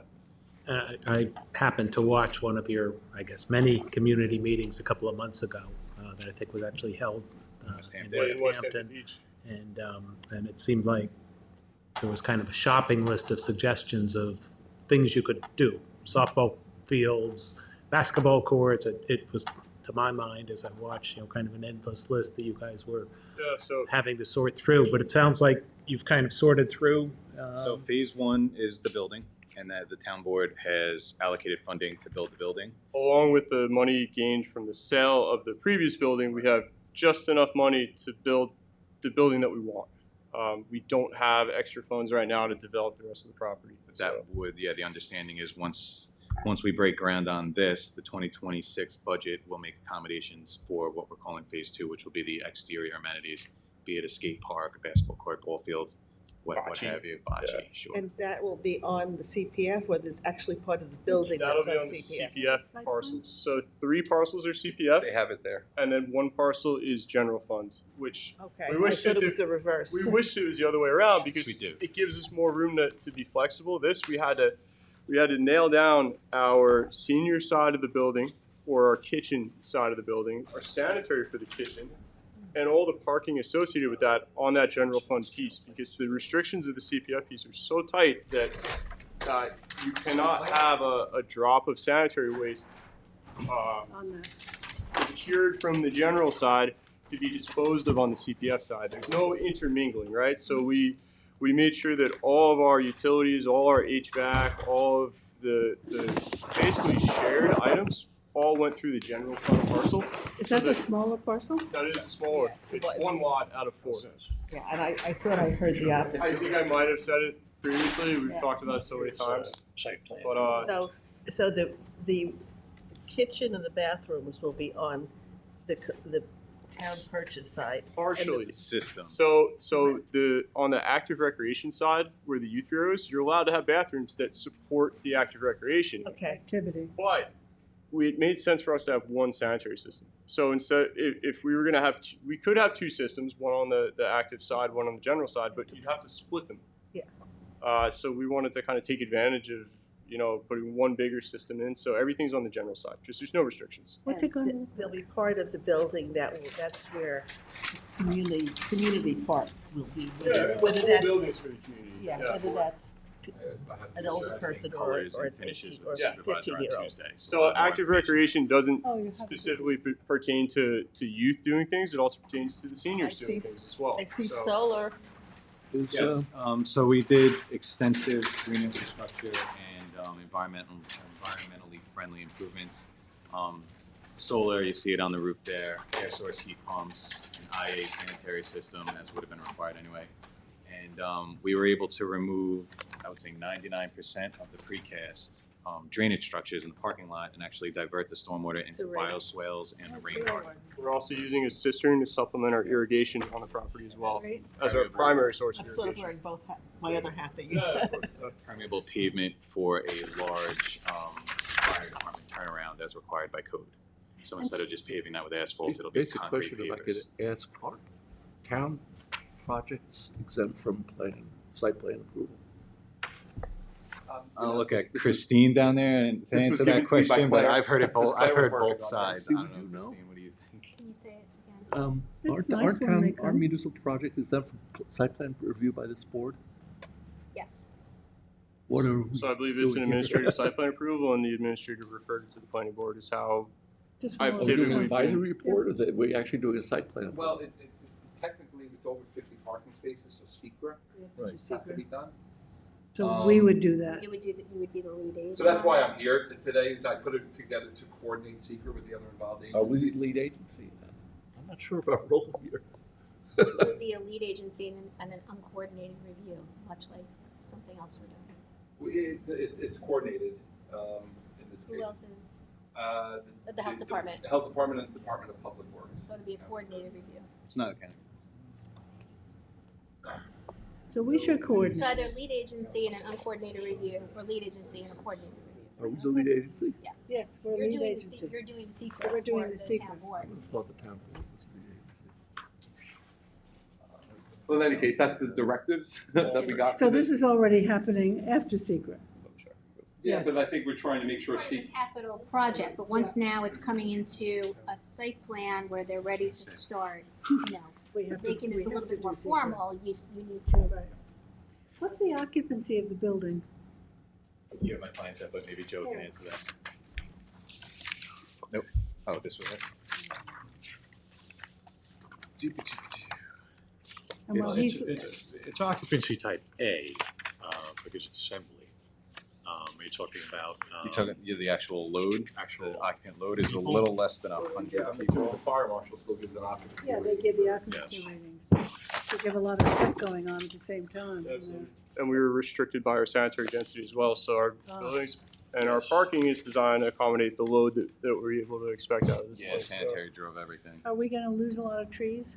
Nope. So I was about to say, they No? put together a whole tree plan that shows, I mean, they put the whole map together, what trees have to come out and what trees are staying. How nice. Specifically identified every single Thank one. you. I would hope that we are doing it right. Buffers in the front and buffers along the northern extents, and I guess northern, western, and eastern extents are fairly, I mean, it's scrubby undergrowth with some substantial oak Yeah, you could trees. see some trees on that. Yeah, we have a whole. Might be a little added date, I don't know when that's from. That's 2024. But one of the major comments we got from the community when we went to West Hampton Beach was that they want the building, but they don't necessarily want to see it from the road. So we're trying to preserve as much of that street frontage as we can. Some of it is going to have to come out for our entrance and our 79 people. rain garden out front. But Community yeah, we're center. trying to keep as much as possible. Recreational center. I is- believe so. We're doing out to the street. Yeah, sidewalks will be, so we have a Connectivity. drop off in the front, and then there's a sidewalk with crosswalks across our parking lot into a sidewalk along the entrance that will lead to Mill Road. And I think we're putting a crosswalk on Mill Road too, right? Current sidewalks on Mill, and then we offset our entrance. Like typically you think, oh, I'm gonna drive up straight to the middle of the building, but we offset it to one side so that you could actually make that turn and be parallel with the entrance to drop people off.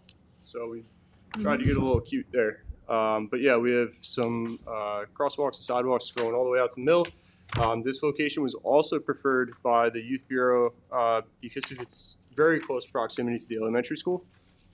One sidewalk and I don't think any road crossings separating the two facilities. So And the driveway is permeable pavers? Is that what you no. said? So that's the fire truck turnaround that was required on the side of the building. So I can show you on this map. Everything else is asphalt.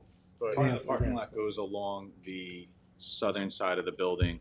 There's a little loading zone there, and a couple more parking stalls. But since that's an actual dead end, the fire truck needs a way. So should fire ever marshal have to asked for a go. turnaround. So this it's whole asphalt, area rather is than permeable. concrete grass pavers. and we're gonna have So a patio blend back into here, the so it's gonna be a landscape nice a little better than transition. just a sea of asphalt would. So this is pretty far along and it's pretty, inked. But we always try to put the parking behind the building. And this parking is all in the front, correct? Yes, and we chose that because of the restrictions of the general fund parcel and the CPF parcel. The So parking's on the general fund. Yes. no, so it's split. So the parking That way, the parking needed for the senior side has to be on the general side. right. Right. So we only had so much space for sanitary, building, and parking. If we were to bring the building to the front of the parcel, now our driveway's coming around the outside. We just weren't able to actually fit that stuff in the back while still keeping the access, because the access also comes down the property line as well between the two of them. So we're trying to share it as much as possible. And multiple town board members have expressed their desire to have a large patio off the back of the building that then connects to those future recreational activities. So parking lot could kind of. Basically, this whole building will open up out to recreation space instead of a parking lot. Mm-hmm. So that's what the desire of the town board was. And it's buffered from the front, from the roads? It's- Yeah. Well, you're leaving whatever As you much can. as much as possible, Yeah. yes. We are land banking some parking spaces, so we're trying to minimize the asphalt, but Well, you don't need to use asphalt either, you know. There's lots of new contemporary areas for parking. that's exactly why we're doing the turf pavers for the fire truck turnaround. So we're Mhm. gonna have a nice large patio back there in phase 2, and then that'll just meld off into grass pavers. So Great. when you study the plans, you'll notice there's a center island going down the entire parking lot. That center island is Yeah. sunken. There's breaks in the concrete curb, and then we're picking up that in small little drainage structures that are elevated above the bottom of the swale. So it's a mini rain garden. The overflow ends up now going into those pipes and into our larger recharge area out front. So we've tried to minimize concrete. We're trying to keep the water in that topsoil instead of just sending it straight down into the sand strata. So Promote the evapotranspiration. trying to So give it a this will be chance. a model, right? I mean, We hope so. we could do a Yeah, we're hoping so. sustainable tour here. Yeah. It was, yeah, the original, nothing against BBS, but the original plan was Swiss cheese full of precast drainage structures. Yeah. Tom and I were kind of like, we can do better than this. Yeah, yeah, great. Great. Yeah, those drainage gardens and all kinds of stuff. Okay, so I think our action today is to coordinate secret. Yeah, so what I say here in the resolution, it's a type 1 action. We've identified the health department, the DPW, I want to say the town board as well. Yes, The I three of think them. so. And we'll coordinate with them. Now, what happened, excuse me, about West Hampton? Do we have to coordinate with them? No. Is it Not in 500? It's not in the village. It's not in the village. I say that They again? get notified, I think it's within 500. It is a town road? 500 feet. Okay, it showed up as county road on our They're not required GIS. to Is be it questionable? It's gotta go. I'll check. If it's not, It's not in the village either, that's important too. Go to the it's not county. in the village. It's got to go to the county At a planning certain commission. point, I think it is at least part of Mill That's a Road is a referral to them, county yes. road, but Yeah. you guys can double This check is, that. this is for the lead agency, Dennis? Yeah, So, yeah, you're right. So we're coordinating with the the health CPW department. the County Department of Well, Public the health Works. department, the Suffolk County Health Department, the Southampton Town Board, and we'll verify if it has to go to the county. This might be a stretch that it's not on the county, but Okay. I'll verify. Okay, well, we'll get going on that. So, So it's a resolution to commence secret lead agency coordination. okay, motion? Motion. Motion by Tom, second by Dennis, all in favor? Aye. Opposed, abstentions, 5 in favor, 2 absent. When Tom was talking about the whole parking, we have a rule about trees in so many parking spaces. We're doing it. Yes. So if you look, there's a landscaping plan here Okay. somewhere. In the We'll have parking more lot. trees than we were even required. Well, Well, that's good, that's a Here we good go. thing. Yeah, so all down the middle is a landscaped bioswale, full of trees. So trees like an LA coming in. It's not going to look like the Parish Art Museum, but it's going to have some trees in it. Yeah. So, Parish Art Museum has the best parking lot in town. It's great, it weirs. it's wonderful. Which one, which one? Parish. The Parish Art Oh, Museum. Parish, right. My favorite is they have that one little parking space tucked away Yeah, in the trees, all by all itself. by itself, yeah. And I will say, this has been kicking around for a lot of years. Okay, So well, it's good for the residents of the western part of the town. great, thank you very much. Good luck with it, looks like it's gonna be great. You gonna show us a tree? Oh, no, I'm sorry. I was looking All right, thank you for your time. Thank Thank you, you. guys. Thanks, Tom. Thanks, Nick. You're welcome. See you soon.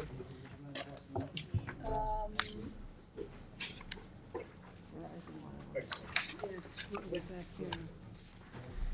You're back. I'd like to invite Eric Hellman up. Hello. Verizon 1665 Bridgehampton Sag Harbor Turnpike. What's your last name? Hellman, Helman, with Amato Law Group, PLLC. I know, I just like, I pile them up and I throw them out at the end. Exactly. So I've handed out the draft staff report.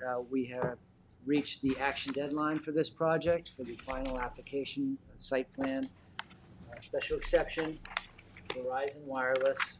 It is located at 1665 Bridgehampton Sag Harbor Turnpike in the Aquifer Protection Overlay District and in the CR 200 zoning district. We have been through the secret determination for an unlisted action and have accepted a negative declaration. I have here before you the staff report. It's quite lengthy because it covers all of the wireless code. So you have the general requirements and you have the special exception requirements that would have to be met in this case. And this is basically a replacement for something that's already there, so it's, we're not Yes. creating a new. Taking the words out of my mouth, and I can say this over and over again on this staff report. You'll find that it's repeated quite often. We are not nothing is changing except for the structure itself. The monopole is being replaced. It is not actually any higher. It is a different diameter. It is a different style. It is the monopole, or otherwise known as a stealth pole, with the internal antennas. And the structural facility to run it is a little different, but Actually, the pad itself is a little bit larger, which the fenced-in equipment compound is a little bit larger, but the actual the utility area, the building itself. Yeah, the footprint is going to be exactly the same. Will you be able to take out the old tower pretty easily? Dismantle it? That's my understanding.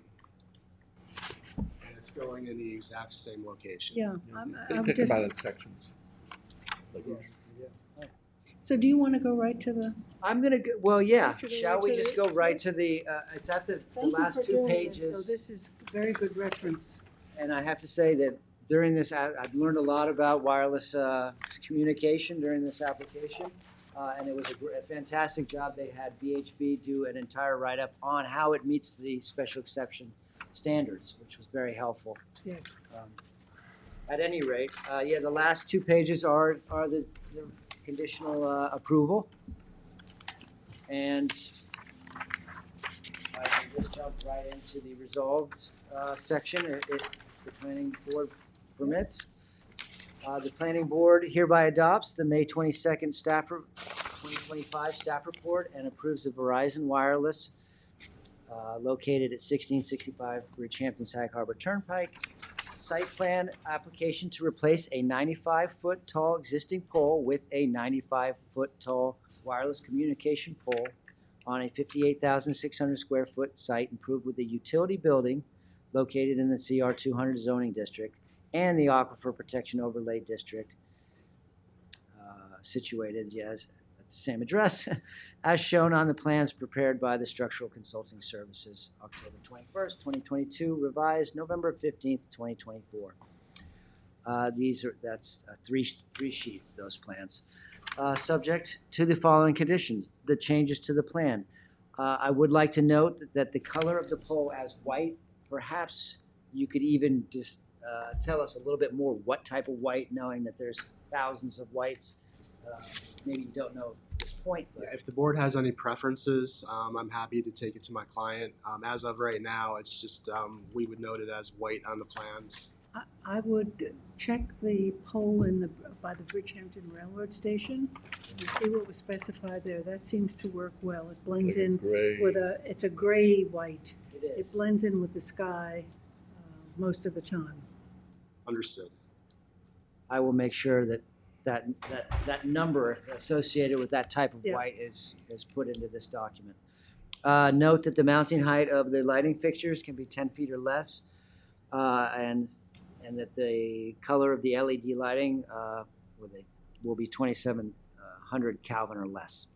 So that the lighting, just doubling back, is inside of an enclosure underneath a roof at this facility. Oh. But if there is any lighting on that, the adjacent structure, we can make sure that it is They're dark sky compliant. dark sky compliant. So the general conditions, these are very similar to ones that have been mentioned before.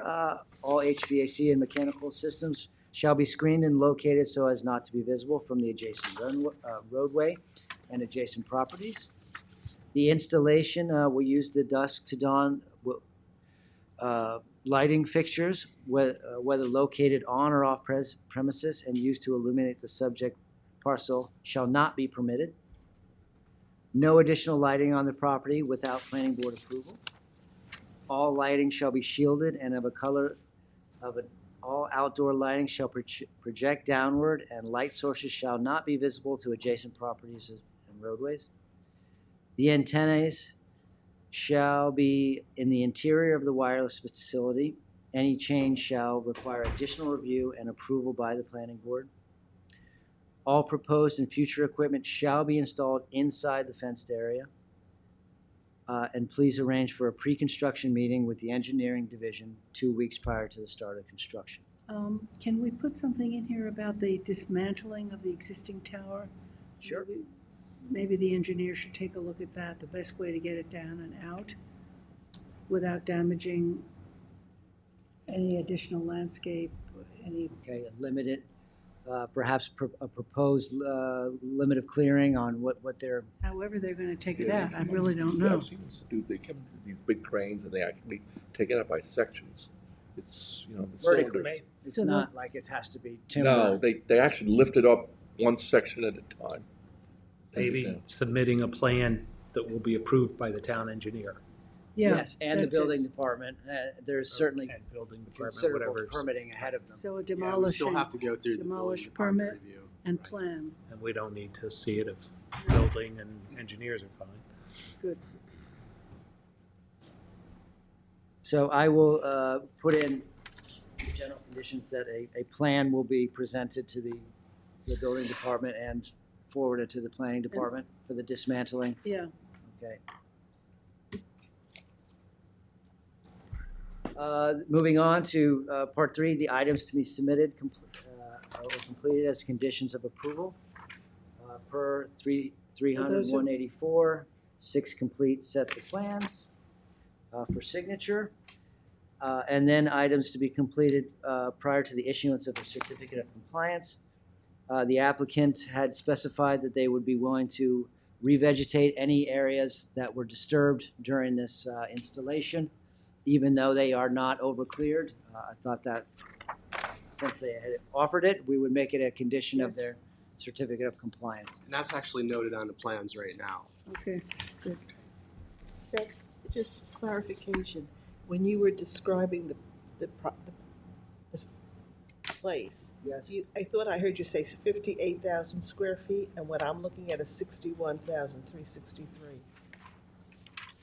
The actual square footage, I might have referenced the GIS versus the survey. I have the survey here, Yeah, but I I've can just- make sure to clean that up I so it's just the want to make same. sure that it's It's not correct. different numbers? Yeah. Okay, I'll verify those numbers.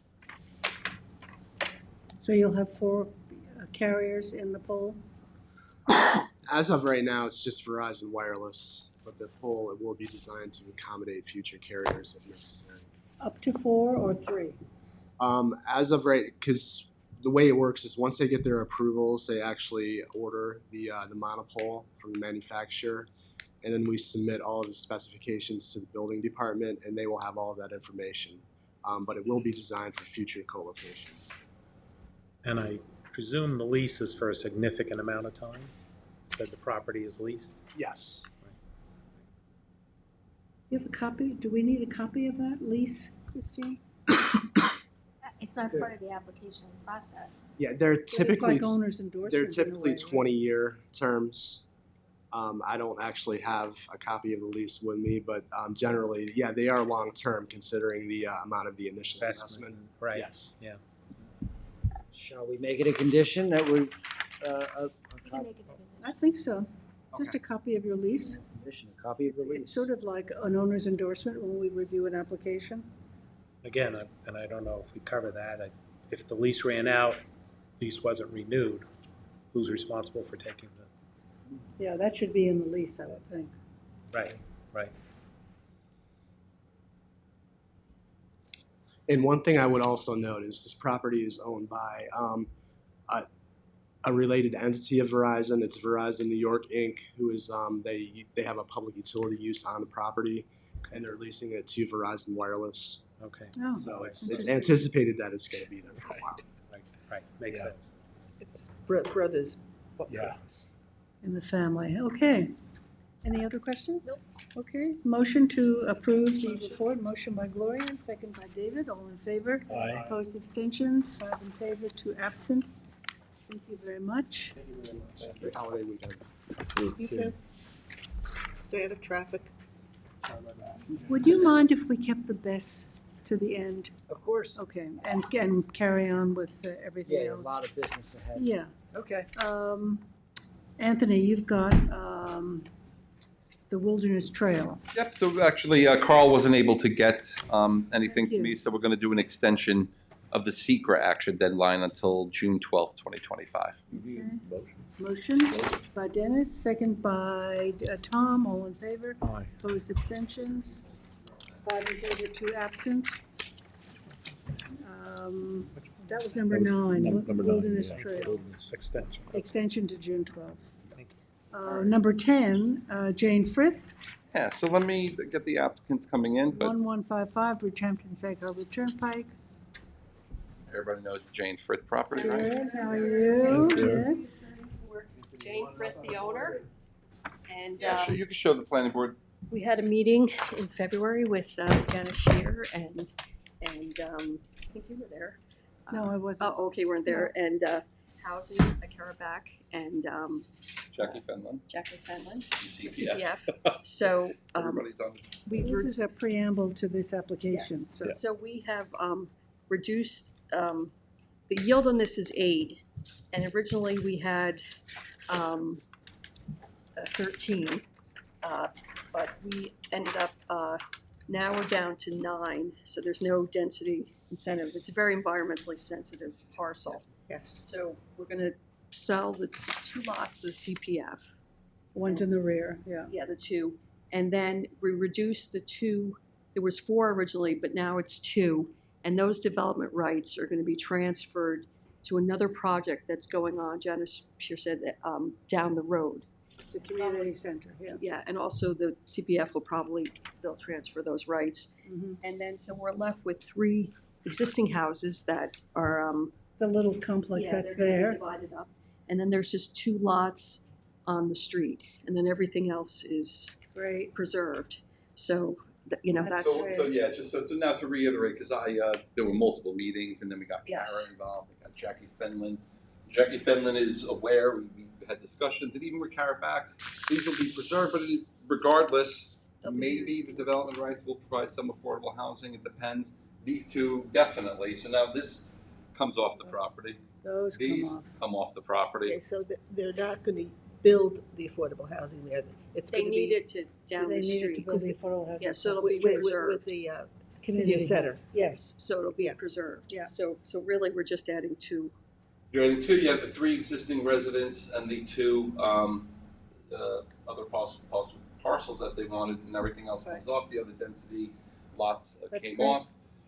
So So, we protect the land, but we still you're able to provide affordable housing, which was part of Yes. your. And also the septics all get upgraded, because I think those houses are pretty old. So- yeah, they're gonna have to get septic. So it'll So be, you know, Yeah. that'll where help we the were, we've environment. been working on this. I know. for Long years now. time. Where we were was we were stuck in the completeness secret process. Because this is also in the agricultural overlay district, it's a type 1 action.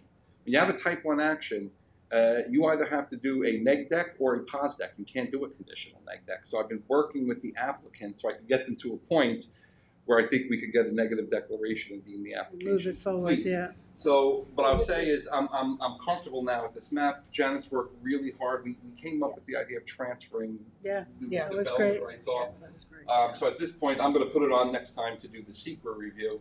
But I wanted planning board to look at this and understand what was happening before I did that. And I think we're much better. Yeah. And by the way, with all of the restoration work that the DEC requires, because of the habitat out there and everything, so new buffers get established, and so this is pretty good. And again, after working with them, I think we got about as good as we could get. Yeah. It looks, Well, and the development Lots of across the green. road That's what we like to see.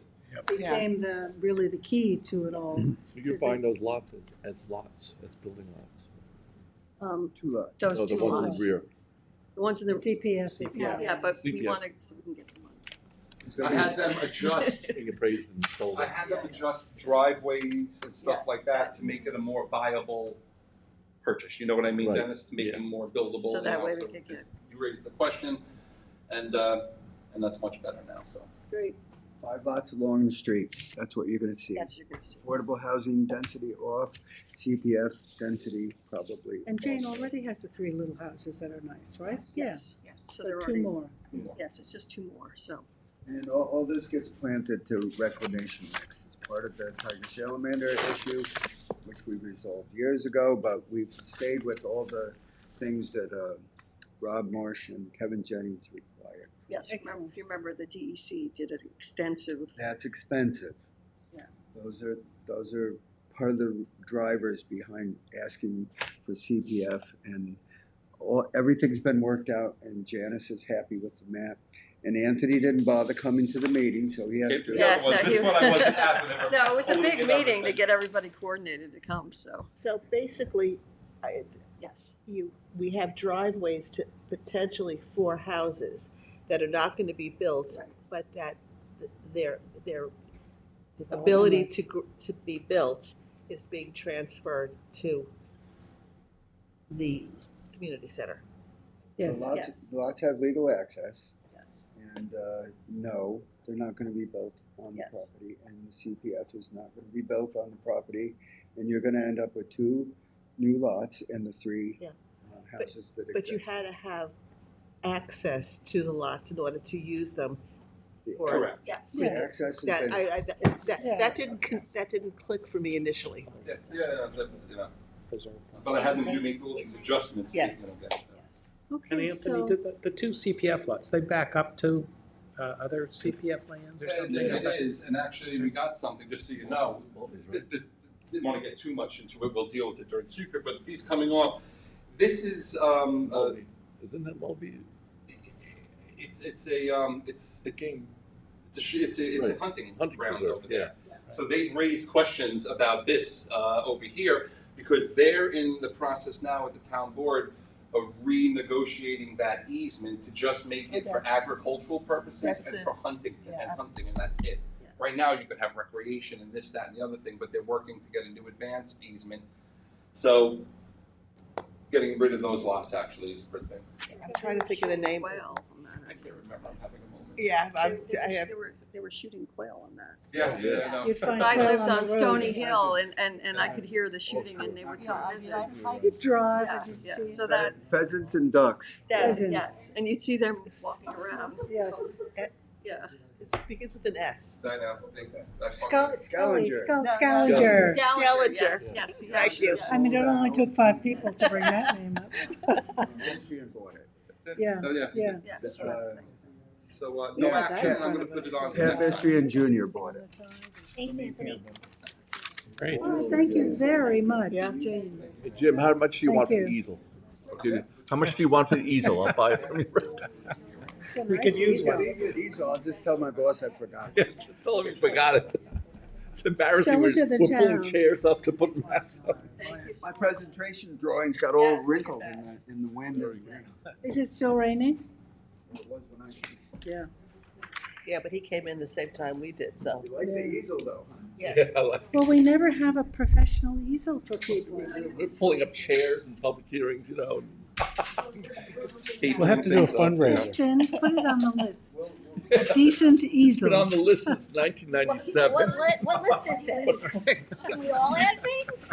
What do you want? Oh, I don't know. I gotta think about it now that it's open season. Coffee. This is a capital project right there. A little table up Thank the you. end over here. Kind of idiot. We like Jim, good to see you. Good to see you, Jim. Okay, Anthony, the action here? No action. No No action. action. See you next Just time. up to date, Yep, we'll right? do it next time. Okay. And so, 2 trees. Karen. So, Karen, that's you. Take me on a trip. I know. I try to coordinate. It's so hard sometimes. To that. I have this on the agenda. You know, we had the hearing last time that was, held Yes. open and closed. I know that some board members did some site inspections. I know there were some, questions. We did a site visit, So, yes. right now we're still waiting on some referral comments. We're still in the comment period. So this will go back on the agenda, but I wanted the board and the applicant to sort of hash out some of the questions and concerns that you had. So that way we're not doing it at the last minute. What I would say is, obviously you have your questions. Big things here. First was the disturbance of the soil, which the applicant's plan is indicating restore. The engineer has looked at everything, so he's been working and he's been happy with how things are going. Then it's the inclusion of the additional rinks, outdoor riding rinks, additional horses, newer piles, some other minor Manure was things. all removed. Yeah. Just wanted the board to discuss what their concerns were. By and large, with the reclamation of the area that was disturbed, that was big. We got to get that back. Let's get the issues on the table and resolved at the end of the day.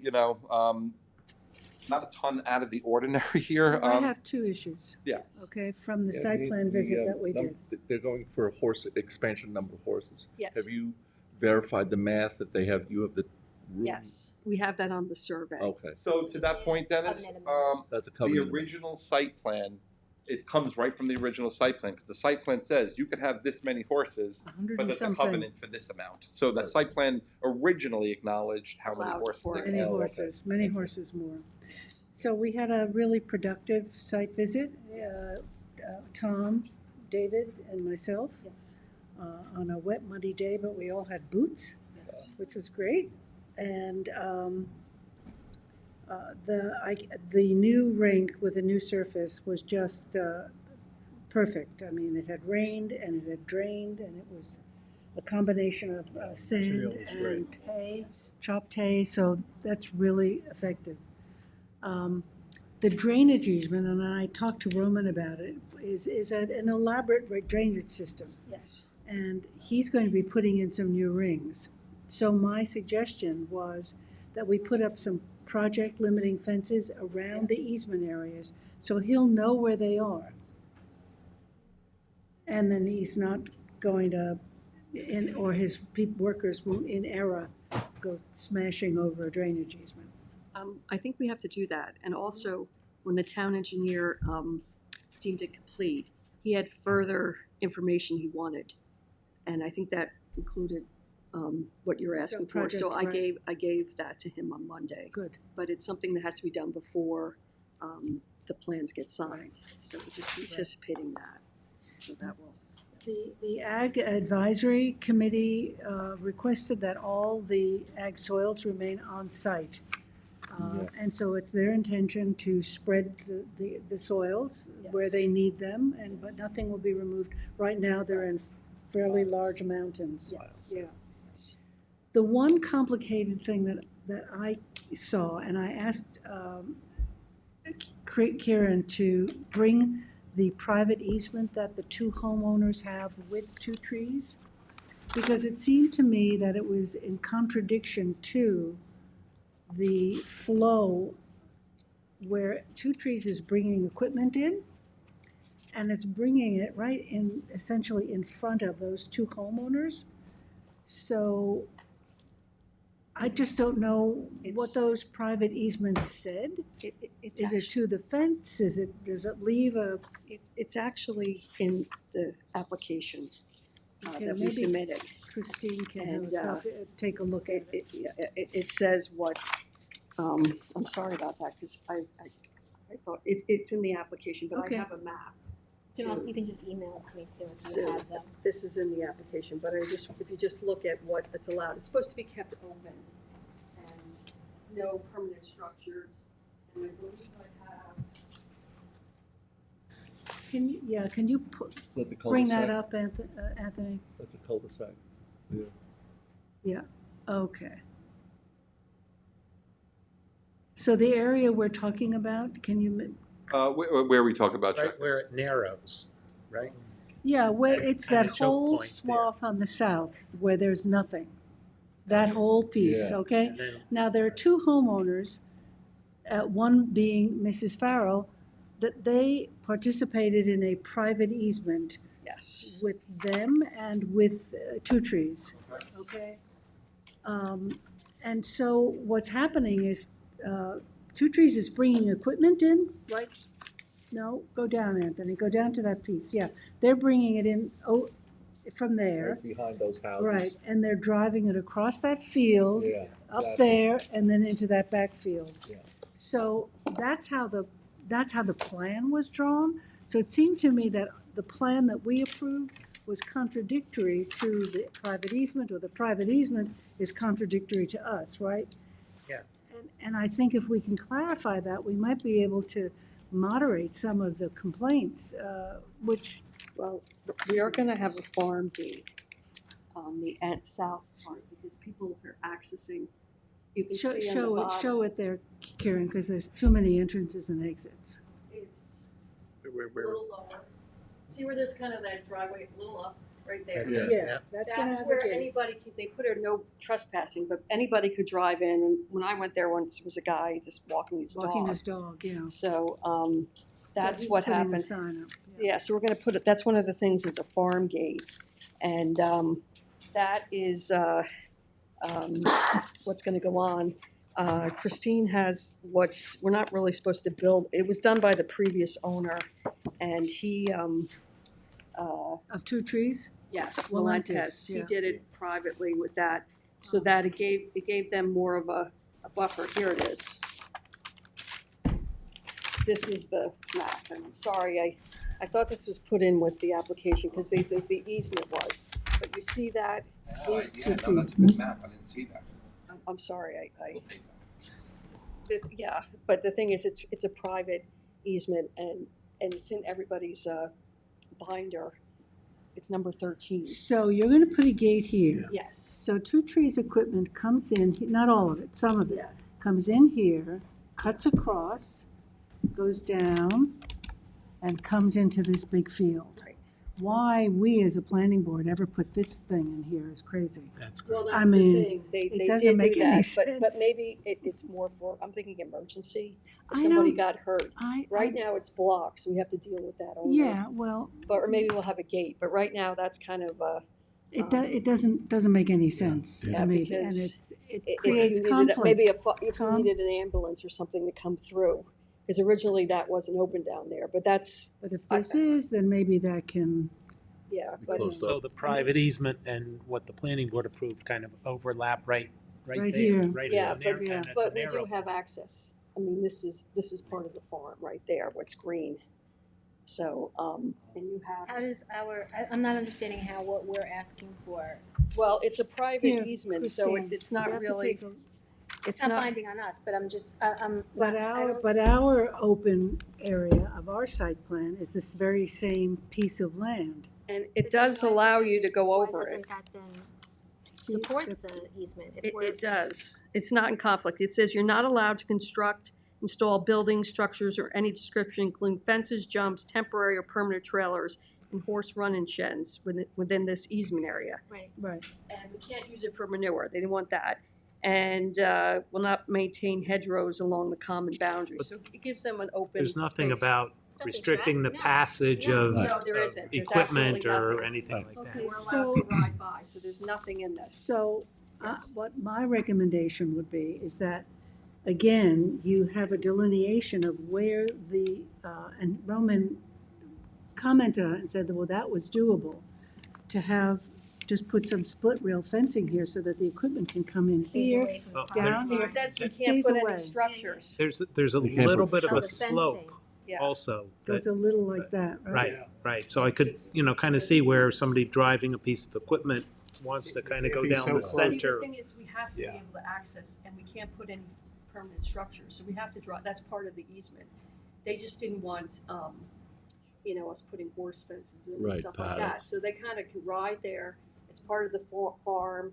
They do have, I think they have, sometimes they have polo people, unload here and ride over here, because they play polo Yeah. over here. So the problem here is there's a slope that runs along this Yeah, side. that's right So you here, gotta right come here. more towards the middle Lit- to drive to at through, least right? here. At least there, exactly right. Yeah. And you're saying, I think you're saying, you can't put any fencing that would keep people. No, it says, That's a structure, that's what it right? says in the easement, which was a private easement, which has to be consistent with the overall easement. So I've never seen that before where The issue they really is put there.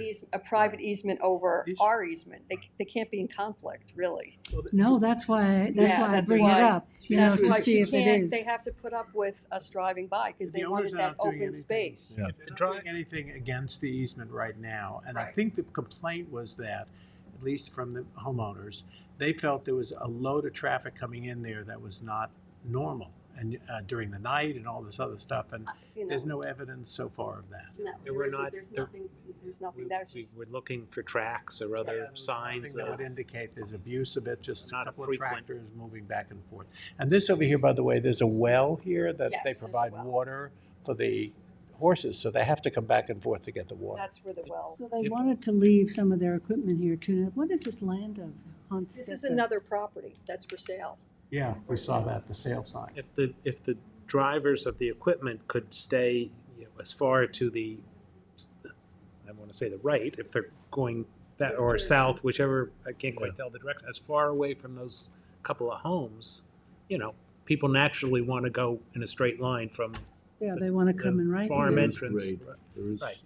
grade. There's a bit of There a is grade. slope. They have With to, the slope. Most people ride their horses during the day, so This it's not is like really- it's a potato farm, like, This oh, is we're really harvesting never potatoes used by at two 5:30. trees. This little strip here, which is, really in their backyards, is really never used by two trees. And this is the one we don't understand Well, why it's it's even blocked there. right It's now. blocked, we understand. Yeah. But maybe as part of the consideration for the neighbors, two trees would simply say, look, we're never going to use this. We can't do a formal anything. We could just put But a it could gate. just be something that would say, we're never going to use it, don't worry about it. Well, We're, if you But we want to keep our land, I mean, we yeah, don't want so to, you have to give up That's the not the land. point. yeah. The, It's part the of it. point is that is a real bone of contention. I get it. Yes. It's like coming right in Right the into their yard. property, right? Right. And This person, is it's only 50 feet wide, that lot, and that, this. yes, because I actually did a tax, Mhm. I got a big tax reduction on the lot a couple of years ago, but it's 400 feet long by 50 feet wide. It has a historic house, has barns, so the people are right there overlooking, and they did, Reisdorf, they did come, and, Over here. yeah, so they, this is the width of the lot. That little Oh, Yeah. the Yeah, little over thing. here Oh, this is- one, yeah. Over here is The other farm. Tarnapple Farm, yeah. Tarnapple, so those, but they don't care. We were And there talking about there Tarnapple. is a, Is that the one where the road went right through? Yeah. the- yeah, and they moved it over, remember that? That was a big thing. Yeah, that So was anyhow, there is kind of a drainage, so they kind of have to go like kind of close to the property line anyway. Well, if they can do that. Yeah, so maybe that's something we can, And Roman, as when we were talking, yes, he can, because he's not there all the time, No. but he has to convey to his manager yes. these requirements to have a good functioning farm and to Yes. keep peace. Yeah, but I think the gate will stop a lot of, because I think there are Great. people And just if you- using it as their own farm. And if you Yeah. put one right here, that would be great too. Yeah, and that's the thing, and then, because they have to go really close to there's a barn right there. Yeah, so Just because there's this is a drainage and real stuff. nick, Yeah, there's trees in here, so, yeah, I mean, they can go over, like, through the middle, I would say, kind of that, but it was kind of, Valentis developed all of Dumbo. He's a big developer, I'm Yeah. sure you remember the Polo. Yes, sure. Yeah. So, very sophisticated. It gives them the illusion of having bigger yards Right. by having Right, this. by having no You structures saw around that it, right sure. there. This is the lot for sale. Yes. Can we make sure these people know about all these restrictions around here? Because you don't want Yeah, somebody I think buying they and then actually, causing all sorts of. They sent a letter in support. They did, okay. And then there's another lot being built this lot, 18 is being built right now. It's not part of the horse farm. If you drive by, you'll see big piles of sand. Yes, Yeah, so that's what's going on, so. but they've taken away all the manure. Right, because it used to be next to, the original Yes. approval has it all here, and I remember seeing Right. it driving by, so now it's in They 4 removed it all. containers. Yeah, And that's the way to do it. It containers, doesn't right. leach into the ground, and they have to remove it every couple of days. Are the violations, is all that still moving along? Yes, we got all the fire marshal set, and then, as town attorney, as John Cambridge wants us to get planning board approval, and then he'll settle the rest. One was number of horses. Had to We get rid had of too the many, they had a trailers, tent, all we that got rid of stuff. the RVs, there's a lot of stuff that Mhm. we'll just wipe away, but I think he's just to keep the pressure on Yes. us. Yeah, You just so, get the approval. I mean, we get this approval, I'm sure by the end of this summer I can get it, yeah. because that's what he's looking for. So can we just do a review, Christine, about this private covenant and the covenant that was, Written down. you have it? Okay. Okay. Just so that one is not contradictory to the No, other. I'm gonna, when I bring this to the board to do, condition the report, I'll have a write-up about the 2 easements and let you know if there's anything that I see. Okay. And it So does say that Walentis, in the easement, yes. did he make it with all the, or just these 2? It's, Just these 2 is the private. no, it goes all, see this is all the, all the this pri- that's part of- highlighted is, I had them do that, because we had a question about that, so I thought it Well, was. that's helpful. Yeah, You so can we see had it. that done, but the easement was put in everybody's, and I Mhm. got to get it. Is he able to restore the work that he did initially, or does he have to wait till we go through the approval? He's got the mounds of dirt there waiting to be restored. Well, He's gonna spread it when he right does his now, new there's a ring. stop work order. So he can't do anything yet. Yeah, what happened was, and I was not involved in this, they got engineering, and I think they had a permit, and then it got stopped, Okay. because they did have, and so then we had to get engineering, but they did get, and then it was realized, like, wait a minute, there's a conservation easement, they stopped. Right. And that's when I found out about it, and so, that has a big drainage pipe going through it, so they've decided that's gonna go back to grass. So it's gonna be, and the engineer has additional plans that I just submitted on Monday. Because if you look at, when he did his sign off, there's a second page that says, before you get it signed, I want additional things, which is Mhm. probably the having the hay bales, the stuff like that, the SWIP stuff. So he has that on Monday, so, he's very good. Yeah, I mean, I think Yeah, he. he's very good, the town And engineer. but Roman, to the owner too, I Yes. think he really didn't understand the importance of the drainage, the complex drainage Right. systems on ag fields, which are notorious for flooding, they just flood. He's from France, and then he's in Yes, Wellington, so they don't know, exactly. they don't. So if we can put fencing around those drainage easements, then I think when he puts in his new ring and spreads the soil, I mean, maybe there is a way to put a fence, but that would be kind of maybe a suggestion by this board or something, and Yeah, then, to because it's close off- a private, They'd have to covenant. amend their, I mean, if we're not covenant, bound so- by it, we could do it, but it's just knowing that it's gonna put you in conflict with another covenant. Yeah. There's- Yeah, that's the thing, so so you do it let's, as a gesture. or maybe that is something, Maybe I don't they know what agree the amongst other, themselves because that there's they would rather five, that. there's 5 parcels involved there. We have this immediate site plan, but, one of the underlying issues that I think, kept coming up was once, if this goes forward, the next thing is there going to be big special events. I don't know that these are directly connected, but I think there were certainly neighbors upset about the idea of the construction and all of that, but what seemed to be an underlying concern is that, and, you mentioned polo. I remember polo from when I was here and all the parking issues, those polo matches were caused. Is there a relationship here? I can't ask if he intends to apply for special events. I guess that's not. He said it was off the table. Yeah, But how do But you we? can't restrict, yeah, for this now. board No. cannot I mean, restrict he could special in the events. future. Yeah. It's with the town board who delegated to the, Yeah. Ryan has it now? Murphy, the public safety Public code safety. enforcement. This board has no So jurisdiction we're going to over have special nothing that events. says No.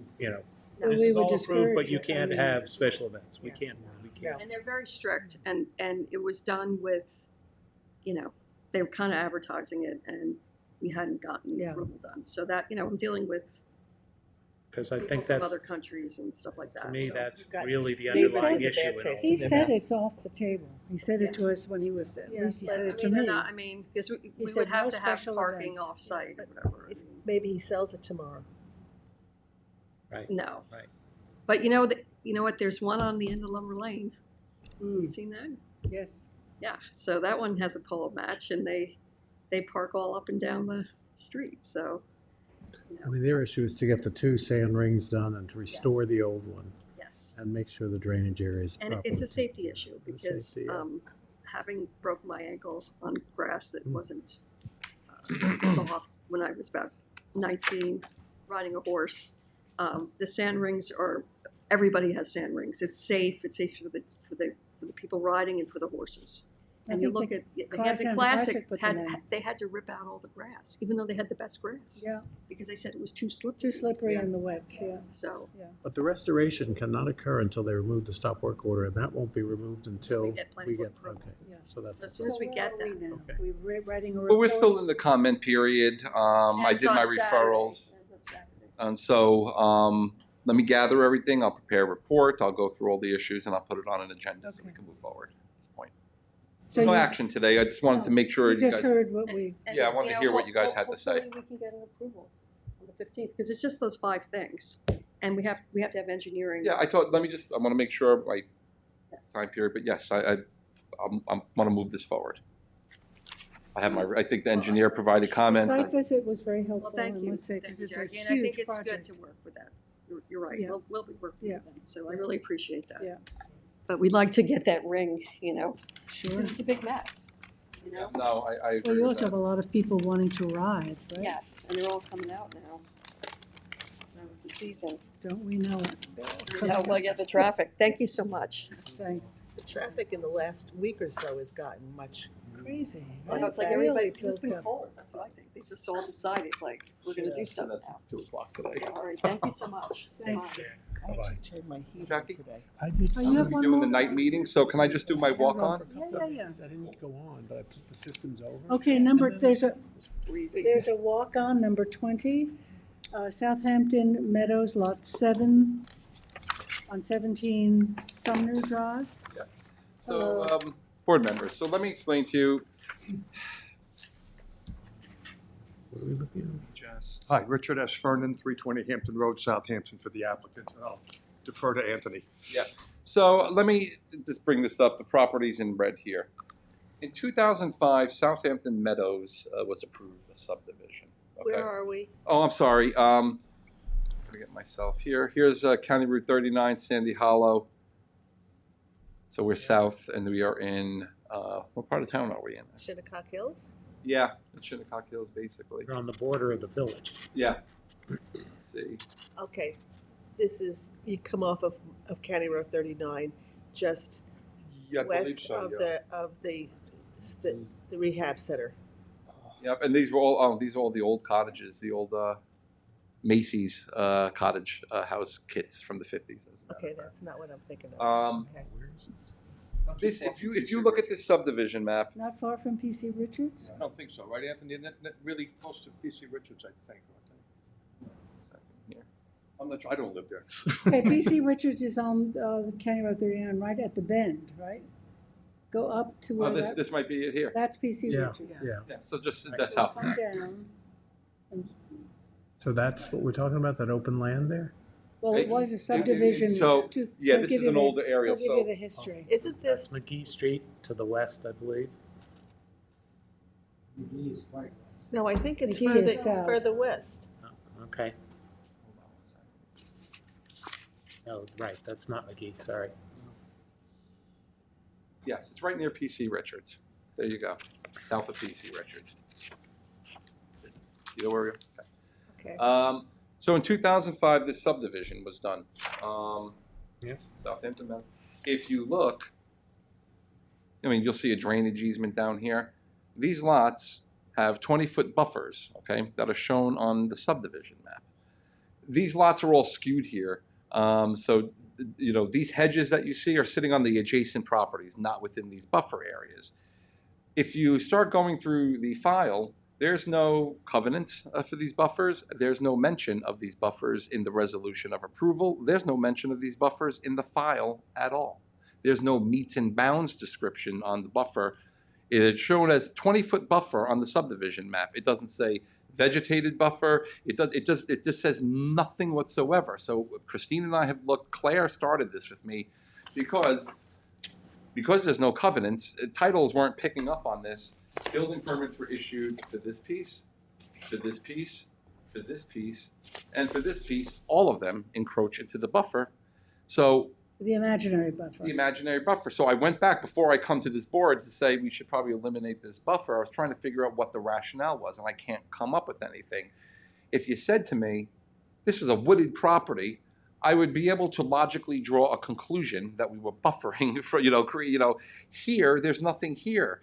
And I feel like this may have just been a mistake on the map. On the key is that it's not in the resolution of approval, and there's no covenants for these buffers. So all these permits were issued, CCs have been issued, and what happened was, I think you have a client that's selling or buying the property. It popped up on the subdivision map and finally showed up, and now the title company's saying, we got a problem here because now it's showing up. We can't do a universal change here. We don't have that ability, but this property owner came in, and what I did was I gave you a resolution. It was the first one I handed out. It says Southampton Meadows. Got it. Basically, what I say in this resolution, that the map was filed in 2005. It contains a map notation that a 20-foot wide buffer affecting Lot 7 and affects these other lots. I say there's no declaration of covenants or restrictions requiring the aforementioned buffer.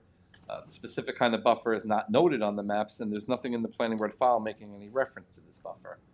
And I say subsequent to the filing of the map, the building permits were issued for Lot 7, in addition to several other lots for which the subdivision map notes a 20-foot buffer for improvements that encroach into said buffer. I go on to say that the planning board further notes that in addition to there being no record of the reasoning behind the buffer, there was no vegetation within the buffer at the time it was supposedly established, and therefore does not provide any screening for the adjacent residential properties, most of which already have 6 to 8 foot hedges in the rear of their properties, of the adjoining property. So then I just say the planning board hereby agrees to eliminate this 20-foot wide buffer notation and requirement as it pertains and affects to lot number 7, subject to the following. And I was just going to have them file a covenant to that effect, that because there is no covenant to amend, you can't do a wholesale amendment of the map. So I was going to have them file a covenant to eliminate the buffer. Eliminate the buffer. So we'd have to do this lot by lot as it comes up. As it comes up. As it comes up. Yeah, well, that makes sense. I tried. I would never come to this board to eliminate a buffer if I don't. But this doesn't make any sense to me. Yeah. I got to be Is honest. there a way to alert the building department that for future people building on the lots, they should be aware that there's a 20-foot buffer? Well, permits have already been issued for development Everything's within those done. buffers. Okay. So it's built out. So it is built it'll out. have to be rectified through, I think, an action of the Every time somebody tries to sell their Correct. house. Yeah. If it It's pops like up. the clearing in Sagaponic for that development. Yes. Every time we do one at a time. They changed the clearing. Yeah. So here I just recommend Yep. eliminate the 20-foot buffer subject to the filing of the legal docs. Yeah, anything more to say? Nothing? Anthony said it. I thank you. Anthony and I met with Christine on this. Yeah. My client was an innocent buyer. He got COs, everything. And in fact, 2 years after he bought it, he went in for more stuff. He got COs for that. Now and the surveys all didn't show anything. Right. Now the new buyer comes in and he goes to the same surveyor who says, oh, this is. There should nobody be a knows what buffer it is, there, right? yeah. So I appreciate your assistance. This has jammed up the sale, as you could imagine. We're trying to close, and we can't until this gets resolved. So I thank you for your assistance, and Christine and Anthony have been very nice with me, and thank you for letting me come in as a walk-in today to do Great. this. Just do A motion, please? Motion Approving that. motion by Gloria, second by Tom. All in favor? Aye. Opposed, abstentions? 4 in favor and 3 absent. Thank you. Thank you so much. Thanks. Have a nice long weekend. Thank you. You too. Seth? Sorry.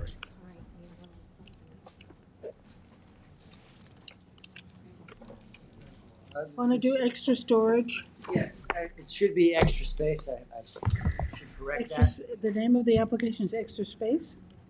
The name of the applicant is Extra Space. It's part of Southampton Mini Storage number 2. Located at 59 Mariner Drive in North Sea. The site plan special exception application came to the planning board for the conversion of an office space. Which one is this? Number 59 Mariner 12. Drive, extra space. There we go. Thank you. It's called Extra Space. Why is it so many on? So it's there was a notice of violation for a conversion of an office space into storage units of various sizes, and so they have come to the planning board to rectify that situation. And what has come to light during this the review is that they have been renting out parking spaces on the site, which is not uncommon at storage facilities. So I had asked the applicant to what level are you renting out these parking lots, and it was turned out to be 17. Now they have required parking at 2, which is the formula is one for every 2,000 square feet of the building. It's a 3-story building. It comes out to actually the same size as the size of the lot, 48,000 square feet and change. So I did the math, and that comes to 25 spaces are required. By the town code, you are there's a special exception standards for self-storage under 162.4. It says required parking spaces shall not be rented as or used for outside vehicular storage. However, additional outside parking areas may be provided for the seasonal storage of recreational vehicles, including boats, provided that any such areas are adequately screened and sized for the anticipated use thereof.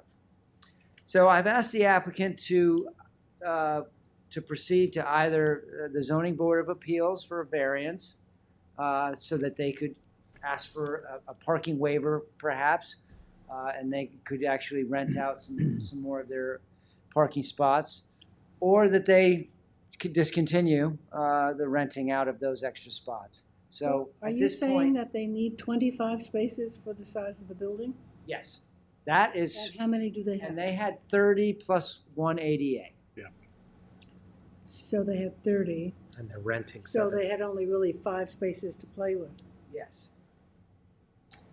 So it's an I office don't- building now. No, it's a storage. It's a storage faci- facility that had an office space. Well, what's happened is the two mini storages, these two are consolidated under a new corporation, Extra Space, which is now nationwide. So they have taken over those two, and they have taken out the office space, as this was a separate commercial entity at one point. They've removed that office and are now kind of a satellite of the other, this one here. So the office has been taken out. It's no longer necessary. The office is now in the main building. So can you read that special exception again? Because I think we're misunderstanding it. I think it means something different. Sure, Maybe okay. Christine can lend an ear to this, because So again, this would be F of 162.4. Required parking spaces shall not be rented as or used for outside vehicular storage, period. okay, so no storage of cars outside. Required on required parking spaces. So that's 25 spaces. That would be 25, yes. Then the next sentence is, However, additional outside parking areas may be provided for the seasonal storage of recreational vehicles, parentheses including boats, provided that any such areas are adequately screened and sized for the anticipated use thereof. see, I think they're talking about storage, outside storage. They're not talking about Parking spaces. parking spaces to rent. They're talking about outside storage spaces. And these are not I don't storage think- What is spaces. he I don't renting them? think they can do He's it. renting them as parking space for people to go in and out during the day? This is, a lot of landscapers, I understand, use it as like a motor pool. That's where they put their machinery. I don't think it's permitted. That provision is talking about recreational vehicles, not talking about I mean, it does mention them both. boat. So if this is So for they'd the, have to expand the parking lot theoretically yes, to have more spaces to rent so Yes. that they have the minimum number that they're But are required to have. But are they even allowed to rent any, the way it's I don't think described? so. Not I according to believe that. it says they're allowed to additional spaces over the Over the required. 25, but Not the Like, required. so 25 are required, there are 30 there. Is that what Want you to said? take a look at it? I mean, yeah, I don't want to give an opinion on the fly, but Right, right. Well, But I So- think it means One something issue is, very what are different. they allowed to do on the spaces? Not how many, but what are they allowed to do? Right now, they can only use 5 of them. But isn't that another issue? They're using it as a storage facility, not an office, so does that change the calculation of how many spaces the building requires, or it doesn't? By eliminating the office space, technically they would have gained one spot because the one spot was allocated to the office space, the individual. So as a storage facility, is the calculation, It's by the The square same? footage of the building, plus one for an Right. office. and do we have to discuss the change of use of the site at all? Is that an issue? No, That's not quite an issue. honestly, when it came across the desk, I thought this was a perfect candidate for administrative review. However, digging in a little bit and seeing the cars parked overnight and et cetera. Right. No, It I became don't think, apparent I that- don't think the special exception statute that you just read to us means they can rent out spaces. It means that if they want to have extra storage in the parking lot, they could do it by that formula, but it has to be screened, it has to be, they're talking about boats and boat Yeah, they said recreational vehicles, so. But- seasonal, seasonal. Seasonal, So it's most likely boats boats, Right. bikes. it's It's not not- it's utility vans or. or lawnmowers or. It is LI 40 though, so I mean, It's the mini storage is allowed by special exception. And our, Yeah, that what whole, about trade contractor machine, is that allowed? That would be allowed in LI 40s for certain. Is it another use? That remains to be seen. So, yeah, the plot thickens once again, but I am deeming it incomplete till we. good, maybe Christine can take a peek at it. Interesting. Good. And, the question that pops in my mind, if they're renting spaces outside, are they renting some storage spaces inside that they're parking vehicles in? And I'm not sure you're allowed, whether you're allowed to do that. But it is a storage facility, right? For dead storage use only. Yeah, like, Well, parking vehicles may be a fire hazard in a storage facility.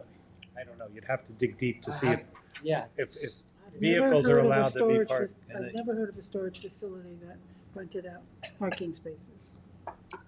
It's kind of like a side Right. thing that he's doing. Yeah, no, I'm concerned they're renting indoor storage, Well, he would rent indoor storage. I mean, but to put a if you have a car. unit that you rent, it's 3 stories, you said, right? Yes. Yeah.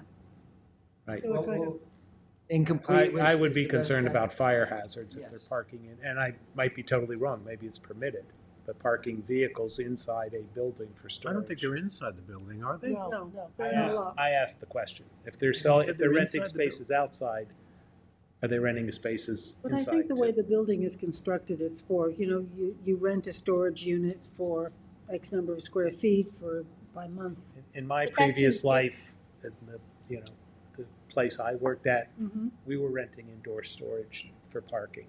And I believe many places use unused space to rent because the prices to rent a garage out here are about half of what the price is to rent a garage in Oh, New York so City. you rent a storage unit and then That you pull seems your like car in? that seems like Right. a different use. Like Right, renting so- to store commercial vehicles, whatever kind they are, nursery vehicle, whatever, it seems totally different to me Totally. than running a storage facility. Right. So I just was asking if they're doing it outside, are they doing it inside? That's, Yeah, I could They- certainly they look may into have that. other I mean, there is a violations. provision in the special exceptions, the storage of flammable liquids, highly combustible, radioactive, or explosive is not allowed. So I would say if you I think we've run into this. The car obviously is full of gasoline. Does that make it? I don't know how you'd get it in a 3-story building. How do you get No, a on the car? well, I guess the First first floor floors, the has first the- floors. A storage unit, you lift that door up and drive in. Garage-esque.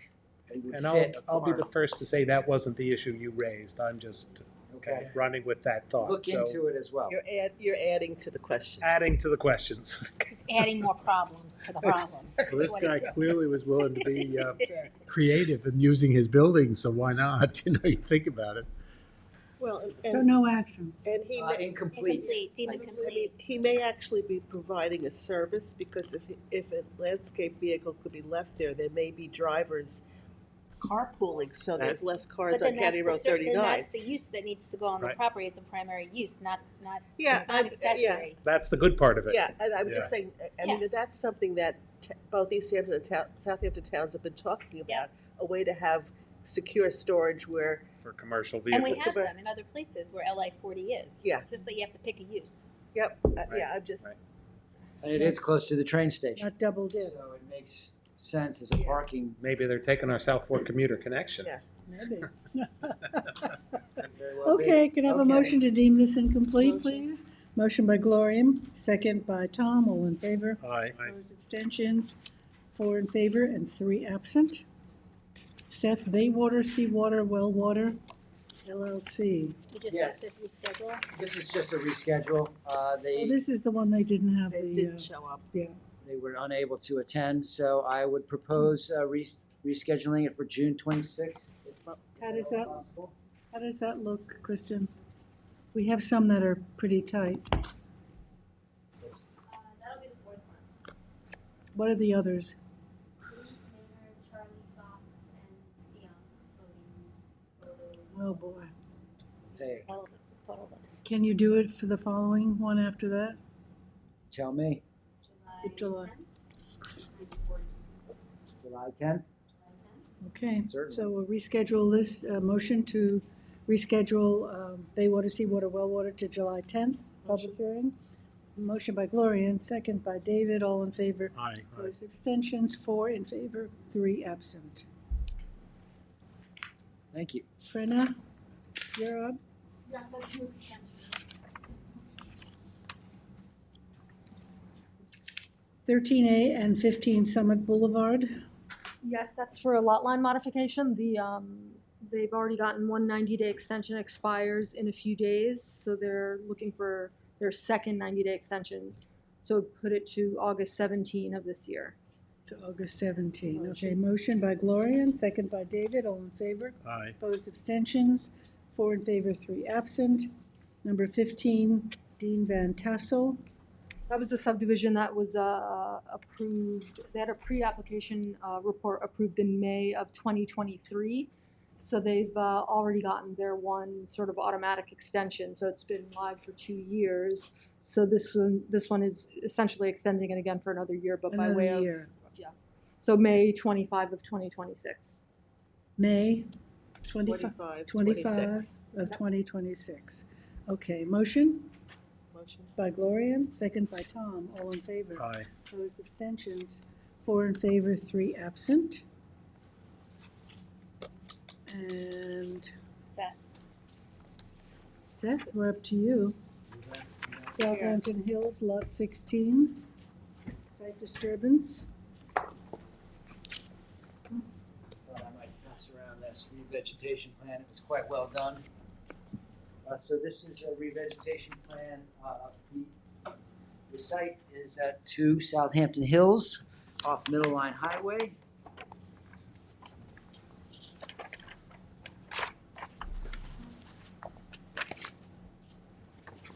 Is this one of those hilly? Oh, yes, Hills Court. It's around the corner from my house. So this would be Middle Line Highway. It's actually down. Oh, it's down. And so there's a very deep swale, and then they've got walls all over the place.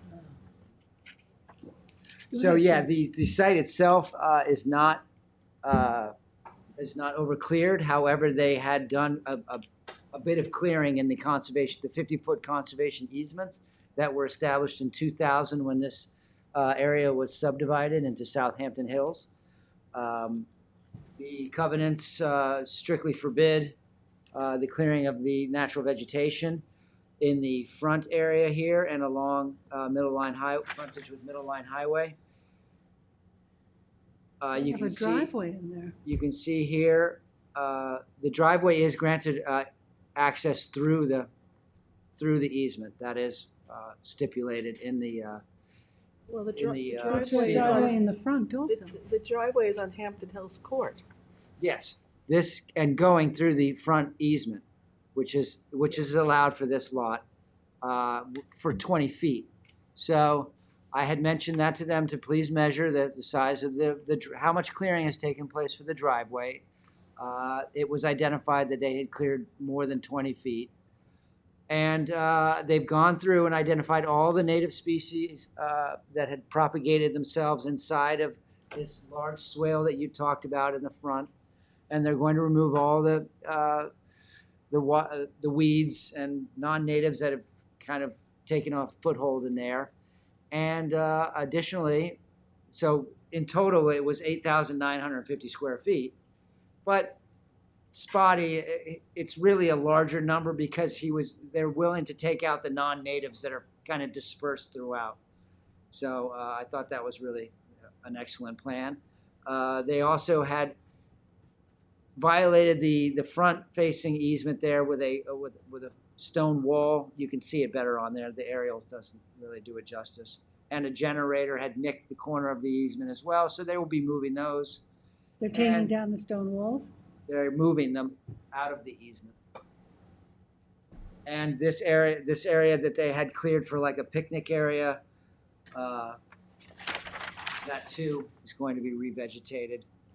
So that was, again, 8,950 square feet. We discussed at length the different assemblage of native plants to put in, and they were amenable to all the species that we selected, and we had went back and forth a little bit on some other ones that seemed and came to a good conclusion that it was a good re-veg plan. Seth, I see the list of stuff. Yes. But how do I interpret that? I had asked them to pinpoint the areas, but it was so interspersed throughout the easement. They're really going to go in and take care of the entirety of the easement. That's the 8,950 square feet. They're going to go through methodically, removing anything that's not native, and really make sure that it's back. Any areas that had been disturbed, if they even had to take a large plant out, that they would be putting in a native. So it was throughout the easement itself. What about the trees that line the driveway?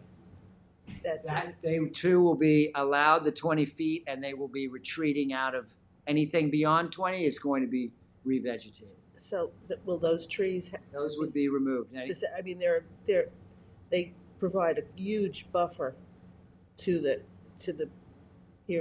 ability to see the house. This one here. The trees. I can't speak to which area they're going to. I know they're allowed 20 feet. So okay. It's true without knowing the exact pinpoint locations, but we did discuss to make sure it was you're only allowed to clear 20 feet. Do they have to take the tip of that driveway out? I don't follow. This. Yeah. Yeah, I mean that's allowed. Again, 20 feet is allowed to reach the conservation easement. Okay. And the trees don't have to be removed. They might put something in front of the trees if they need to reduce the width of the driveway. You know what I mean? So we don't have to, I mean, obviously. Depending on what species, I don't recall the species that's been planted there. It's a shame to remove mature trees. Has Marty seen it? Yeah. Does he review any of these? Not anymore. Not anymore. What about the stone wall? That's Stone wall has been there since the beginning of the Southampton Hills subdivision. It's on the other side as well, and it seemed to me to follow the right of way, the curve of the right of way. So I'm not talking about the one on the corner. I'm talking about the one that's at the driveway.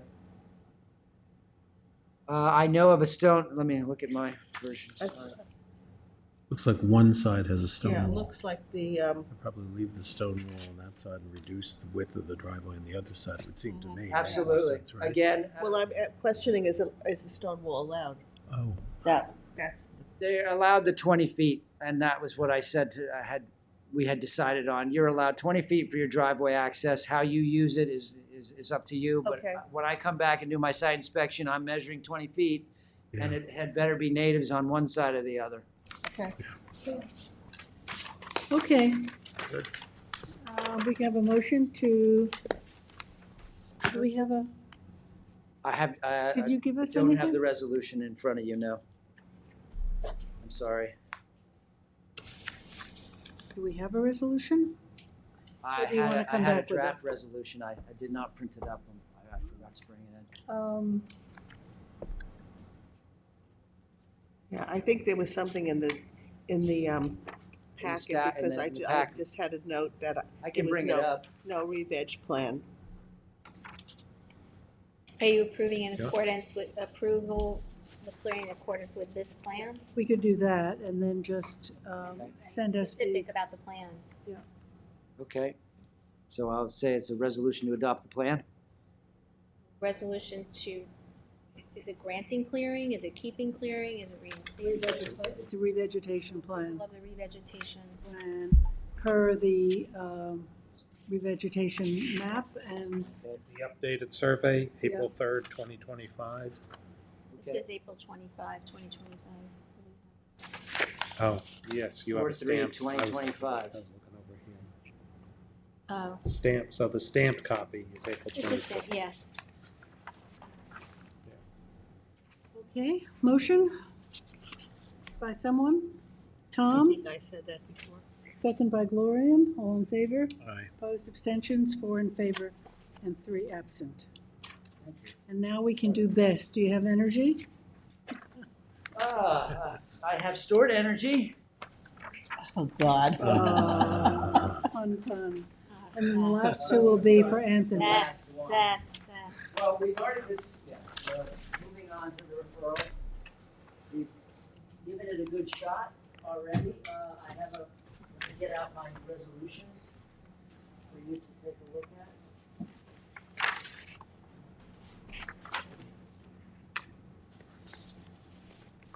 You're signing plans, Gloria?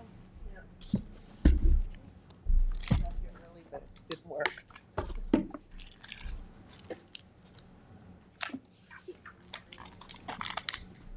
Jackie, do you want to acknowledge the plans she's in advance?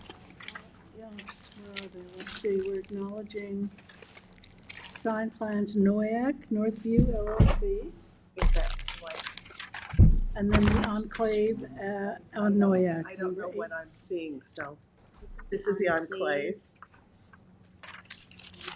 And 64.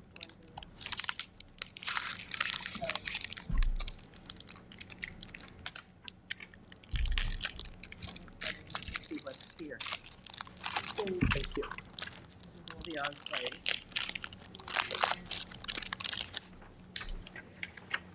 And what else? Well, what else do we, It's 64. that's, Acknowledging 64 Lewis Road.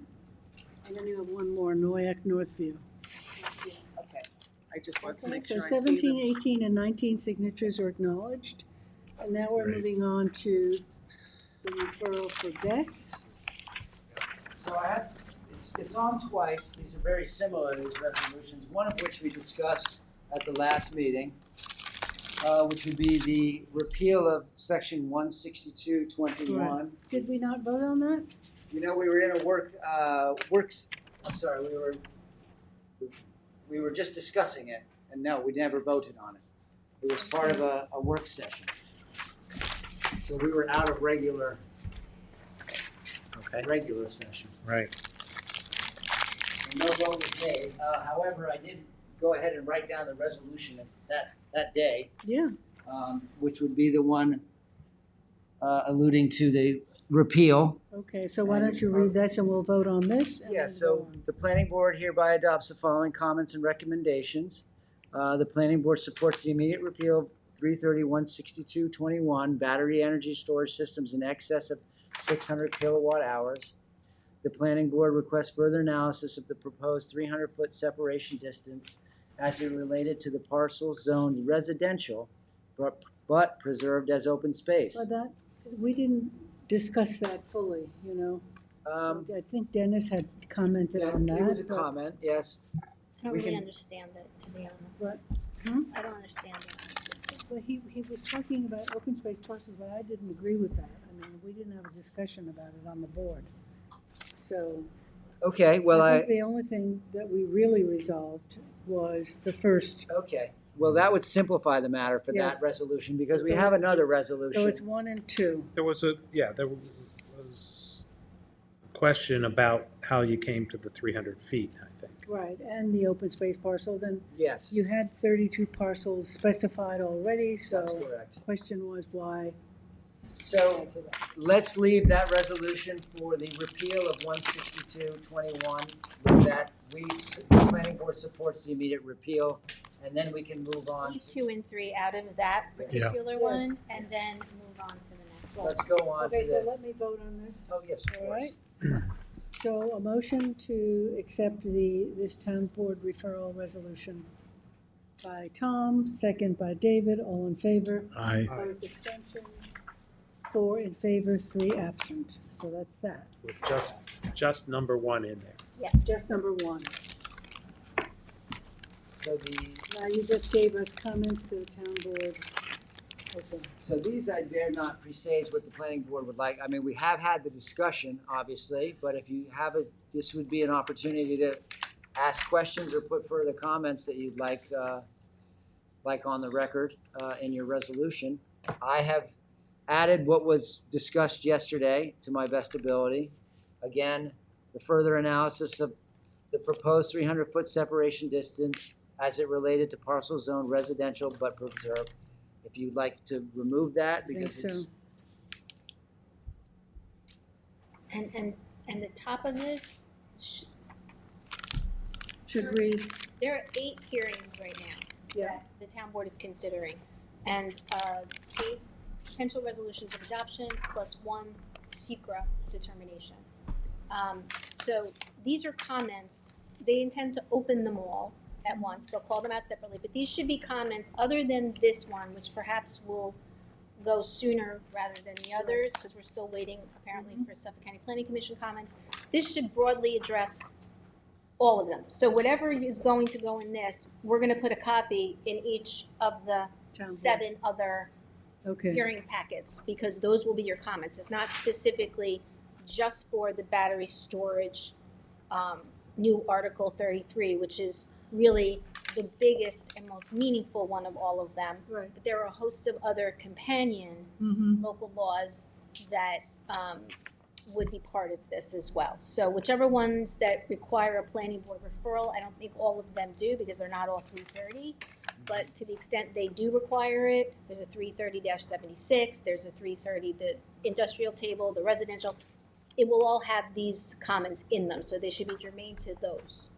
So you're saying here, though, Seth, to discuss the proposed repeal of 330-162-21. Didn't We're we just taking do- that out, because you just did that over We here. just did so that. we can take that I out. wasn't sure of the best procedure on. Well, let's listen to Christine about it. So I don't really know how we should proceed. Do we go one by one for each of the 8, or what do you think? Do you have a copy of the 8? Yeah. I have I think this. if we go through them briefly, you can say whether or not you want to opine on them or offer Okay, suggestions, right? yeah. So, So we're not dealing with this. that you Okay, gave we'll- us. we'll- Let's throw it out. Okay, we'll do a new procedure then. Yep. so these will be, you'll word this more broadly in lists, Sure. right? Okay. So All the 330s. Yeah, so notice of public hearing for Article 330, the new one, is new Article 33. That's your catch-all. Right. That's where they are tiering the systems. Mhm. That is where they are pointing to areas, avoidance areas, the evacuation routes, and whatnot. You had made a comment that, or somebody did, about the 300-foot perimeter distance, property line to property line from a residential district or from a residence. you also wanted to see a 500-foot distance to any evacuation route. So perhaps that's something that Okay. the board wants to submit as, and define where that fits and to include Okay. that in their I like that. discussions. Do you have that language? Yes, I'm getting that, Um, okay. It gives the applicant, the instructions on, depending on if it's a tier 1 or a tier 2, and Anthony can speak to more specifics if you need them, how big the lot size needs to be, the minimum setbacks it needs to comply with. And these are all recommendations in terms of the substance of this that came out of a working group that had all the stakeholders there. So these are not just willy-nilly recommendations pulled out from And wherever. I think George was on that committee or not? Yeah, he might have He been, was. yeah. Yes, oh, yes, he was. Representing planning. So it was very well thought through. Mm-hmm. So, but you've made, you know, a good suggestion about the evacuation route, because that wasn't brought up. So those are all That's a good. good one. So it has the avoidance areas. Actually, they can put the 500 feet into the coastal erosion hazard area in all areas. Special flood hazard areas, Central Pine Barrens core preservation, unless there's a hardship exemption. And then it has exemptions. If you're doing new or refurbished batteries installed in the equipment, devices, and vehicles that are they're designed to power. So if you're doing a like exchange of a replacement, you don't have to start all over again and go through this process. Batteries in original retail packaging that are rated at 300 watt or less or contain 25 grams or less of lithium metal. So it goes through a whole host of exemptions that don't need to go through this process. Correct me if I'm saying anything wrong. I'm just trying you're to spot on. keep everybody. They're allowed to repair. If something goes wrong, they can repair and replace in kind. They don't have to go through this whole process. They still have to comply with all the health and safety and the building codes and the fire codes. They don't have to start over with a whole big thing. Okay. There are special exception standards generally for tier 2. As I touched on, the minimum lot size, the setbacks. It says you can't aggregate lots to try and get more on one lot. There are maximum heights, screening, all that kind of stuff is provided. And fencing requirements. Talks about right-of-way for utility lines, protection of the aquifer, anything like, so for best and excess, under the 5, more than the 80, more than 1 has to do special exceptions. So peppered throughout here are, you can fall in between tiers, but if you're near this, we're gonna make you do that. If you fall in an area that's this, we're gonna make you do this too. So it's a lot of general standards and then very specific standards and special standards that they need to comply with. And they're in all order written to- specifically for Yes. BESS now. They're new. Yes. Yeah. This is so it's a one package. One package. The other amendments help in this effort because while they're not all very substantive, they do speak to 330-76. How is it as an accessory use? What will you allow? What is the size allowed? Where does that have to be? It talks about how from now on, anything that is a tier 1 and 2 for type 1, Tier 2 is type 1. tier 2 is an automatic type 1 secret determination, and it's going to go through a long form EAF. So that's another local law that we're doing. The repeal is the one that you know. Then the building code 123- which you don't necessarily have a referral on, but that speaks very specifically to all the codes they have to comply with, the electrical codes, the fire codes, the building codes. And as they change and adapt, they're going to be required to do that as well. So those all work kind of like in connection with this. This also talks about decommissioning plans and how thorough they have to be. It talks about the very thorough required peer reviews that have to take place and how they're going to have to hire somebody, a third party, to come in and do all this work just so you don't have to worry about having all the knowledge of every whatever. We're going to be able to have somebody come in and go through all that stuff. And the applicant pays. They pay for it all. Staff doesn't have to have that knowledge. Correct. But we have people that we rely on, and although Seth has become a little bit of an expert. I still through all don't of want to this. read about testing Um, methodology yet. Yeah, it requires all the kind of training that has to go into the local fire department, the EMS. They might have to buy things They might have to pay for special training. They may have Equipment. to, all this stuff is on the applicant. In the code. And in the code now as a requirement. Will there be a best manual? Will all this be in a little manual? This article, it's gonna be this. I mean, can planning then extrapolate and summarize these like a little cheat sheet? Yeah, it can refer them to different code sections because they're, like I said, we've got 8 code amendments that are being deliberated on or will be by the town board. So we can delineate those sections they need to check and whatever. But that's just the tip of the iceberg because within all of those embedded is all of the state regs, the building code regulations, the fire regulations, everything, electrical, everything they have to do. So it's really, it's very extensive.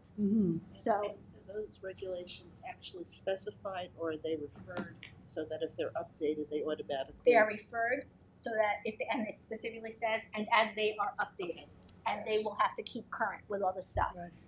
They have to, I mean, it got down to the minutia where one of the council people asked that when they are transporting a battery and it's of a specific size, they have to call ahead and everybody along the route, EMS, first responder, all have to be notified that this thing is coming through.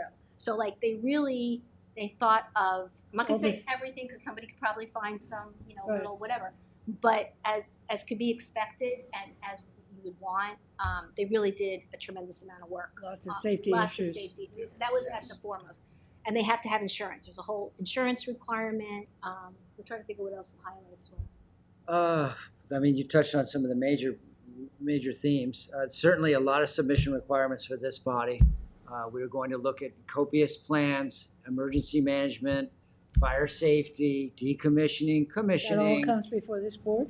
They The will site be plans part of will. a. Site plan will. But you're not going to be alone in looking at those things. No. You will have the experts who have to look at these and provide you with reports, like we do with water quality and things like that. So you don't have to be the resident expert on all that. Good. But it's really it's quite. And that would be for tier 2. This is not all of them. We will also be looking at tier 1, which are the smaller ones, and there'll be. How many? That would be tier 1 is 40 to 80, up 80 to to 600. 600, When I right. say 40, 80, it's interior or exterior, up to 600 kilowatt hours. That's tier 1. And the maximum. So that's a is commercial 10 We do not backup. allow anything above 5. Above 5. Above 5. And we're not really seeing any residential because that's always usually below 80, so we don't have a They big call this issue. behind the meter. This is like a term of art that they use. So I don't imagine we're going to see a lot of them that may, over time, begin to heat up as people start realizing the advantage. With the way they've done it has been so, it seems as though it's so smartly put together. You're not going to get a fly-by-night operation in here. You're either going to get someone who is serious, who has the credentials to back it up, and it's going to be something that everybody can get behind, or they're not going to bother. Because they have to spend a fair amount of money. Oh, yes. This is not a cheap proposition. Based on, the review we had previously, and I watched a couple of the sessions, on CTV, and then I read the press article, which I thought was a pretty good summary. But there was one thing that they had in there that I think I wasn't clear on after our sessions, was these individual units have to be in a building, right? They're not out in open air anymore. Like the original, some of the proposals we saw were. That's a container is different than a that- building. yes. Can they be Right. in a container, or they need to be in a building? I don't know the answer to I that. think the press said it I needed to put be in the in a code that building. They're in cabinets or containers. Well, that's not a Yeah. building. That is not a building. So that might be one of your comments. You want to suggest or know that they Claire- looked at it and considered it. Because I think the press said a building. So originally, when this began, a lot of people were putting the batteries in buildings, and they had special structures just for the batteries. Right. Because of the developments in this, because of the issues that have arose out of it being in a building, they have now containerized these, because that has all of the protective measures are now, it's Inside the- ensconced yeah. inside The of a fire, protective all the fire shell. suppression is inside the So why container, don't I ask for a right? definition of container or, Oh, yes. I have I mean- containers or cabinets defined in the code. you do have that? I do have But that. I think But Tom's question is, yes. can the containers be outside, or do the containers have to be in a building? Right. Right. Okay, I Again, don't mention houses. Going from the Yeah. the press article, I got that impression, but I didn't get that impression when we all met. So, It could be clarified, and I'll make a note of Because that. within the as a containers recommendation. themselves, they have fire sensors and they have Right. systems that automatically kick on and off. Right. So That's good, but I can imagine you don't want the container in a building, because if something does happen. I remember seeing some of the videos, and I think it happened You'd in want East it Hampton, kind of outside. blew the doors off the Yeah. building. You Some know, of the or you older open the door and it, systems were actually accessible. Now they're to remain Yeah. inaccessible, because by opening it, that's when people get injured, actually. So these are sealed containers? For the Do they most come part. that way? Are they manufactured that way? That's the way they're designed now, yes. That's Everything's why internalized. That's my understanding is part of the safety mechanism is that there's monitoring as to the temperature and other stuff so that they know if one of the containers is acting badly. Yeah. And there's supposedly some sort of fail-safe mechanism that when it is acting badly, it knows how to stop itself. Okay. I mean, I think that's the my. smart my technology. I think my- they Yeah, cut it my off. layman that term, is- but Yeah. they that's- cut it that's what off they and say. let it, They also burn have itself out or 24 hour monitoring. There's all Battery kinds of management. Or monitoring computerized, right? systems. and labels, and it has to be So, certified. so the components. company that comes in with an application, I mean, we had a whole bunch of them, right? They have to comply to everything in this code, and they're responsible from installation to the demolition of it, Yes. and all the monitoring in well, I between. guess they're not specifically responsible for the demolition. Decommissioning. Decommissioning, excuse me. Yeah, but they have to have a bond or some sort of surety that. But the presumption is that Decommissioning they're fund. gonna do it. They're The gonna bond do is, their presumption is that they will. Yeah. If they don't, and they're bad actors, then Or they, well, what if they go bankrupt? they're still supposed to do Well, it, but that's we'll why- have the money and security That's so that, yeah. that's why, Yeah, so yeah. there's a. So is this fail-safe. bonded? There's a bond that goes with it? A decommissioning fund, I mean, there is a section on the decommissioning fund and how it's kept current, and how over time. These do have a specific lifespan, these battery storage units, for the most part. I mean, as they switch battery cells out, they can prolong it. But the big cabinets are not, they have a 12-year, 14-year lifespan. So So they if have I- to account for that. And they do account for that when they're designing these systems. So if I come and I want to do this, I'm an applicant, what kind of a fee do I have to pay? That's decided on by the town board. I haven't seen the fee schedule. Should it not I've be made that included? suggestions. There will be a resolution for a fee schedule. It doesn't have to be part of this. It's done separately just by way of resolution, but I think once they finalize this, then planning can come up with what they believe the fee schedule should be, and the board can make that. Should we make that comment? I mean, Yeah, just I make the think we comment, should. yeah. Sure. You know, that. Consider the fee schedule Consider the sooner fee rather than schedule, later, yes. whatever. Exactly. Yeah, I would say. I mean, if you say to me, it's gonna, you can have your application fee is $250,000, Yes. you know, Yeah. and then a bond up front or whatever. Well, we'll tie it, and we can tie it to the energy capacity. So we can say for every 1,000 kilowatts or 1 megawatts, it's going to cost.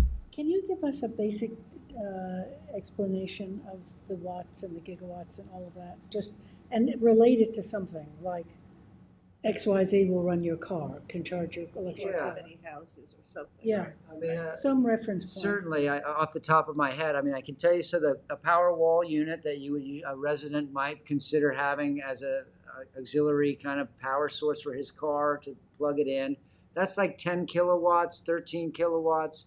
That's something about that size. I'm not going to say that. It's kilowatts. Kilowatt. 1,000 watts is a kilowatt. 1,000 kilowatts is a megawatt. And then you start throwing into how that energy is put out over time, and that's when you would put the H, the hours. So it does get a little confusing, and one is storage versus one is power. And a lot of people use those terms indiscriminately. We need Tip Rowland here. Yeah, you need Tip in Yeah. here. Tip Rowland had made comments about that at the town board level, because he felt in a lot of ways, we were mixing time with power, Yes. right? But but what we did, or what the board did, was mirror the codes that exist, and that's the language that they use. So that's how it's measured, Yeah, although. and Tip was 100% saying that you don't know what you're talking about. Yeah.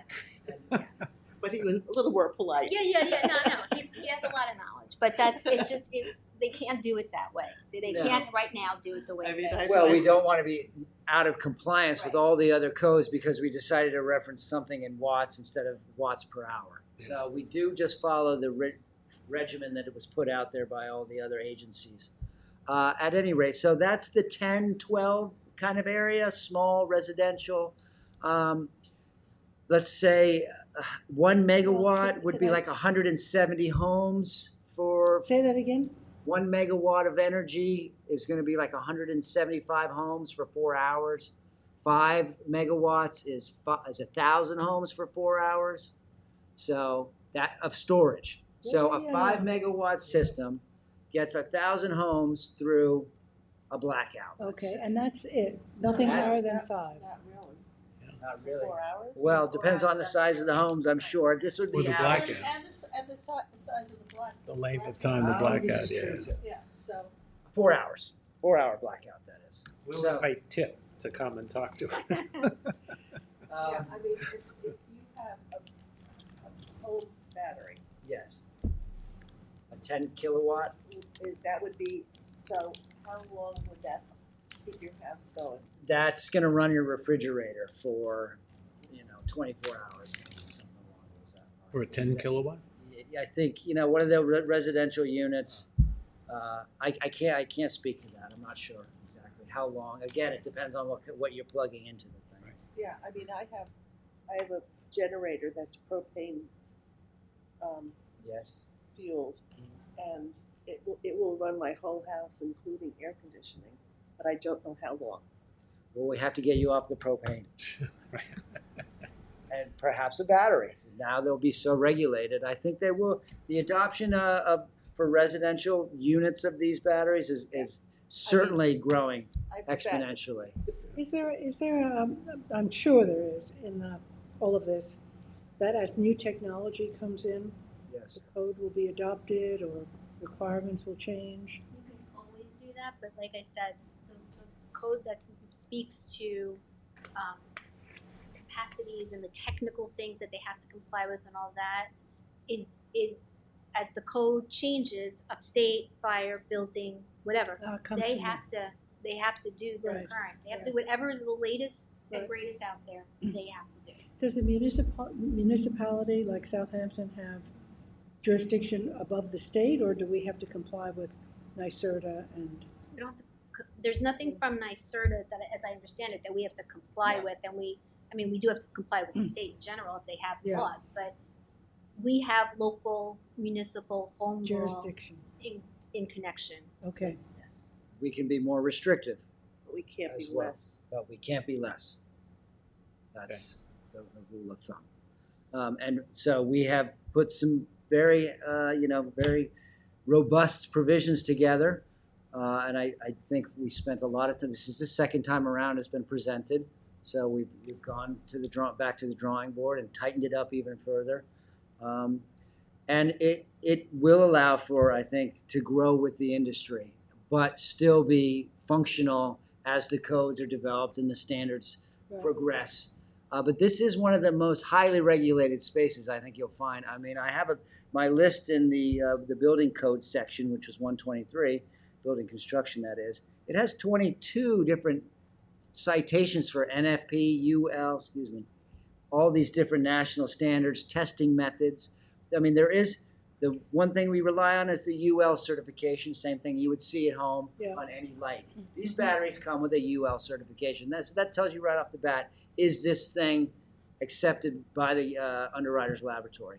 Then once you go above 600, they put this thing to the test, a runaway thermal event. And they give you a report saying this is how that model performs under these conditions. Mm-hmm. If it goes up in flames, will it propagate throughout the entirety of the unit? And they will give you how it happened. It's a each one of these above 600 will have that report with that model, and you'll be able to say, wow, this didn't do very well. It was, I can't say I've seen one yet, but maybe it'll speak to how. Redesign it, yeah. Yeah, they would.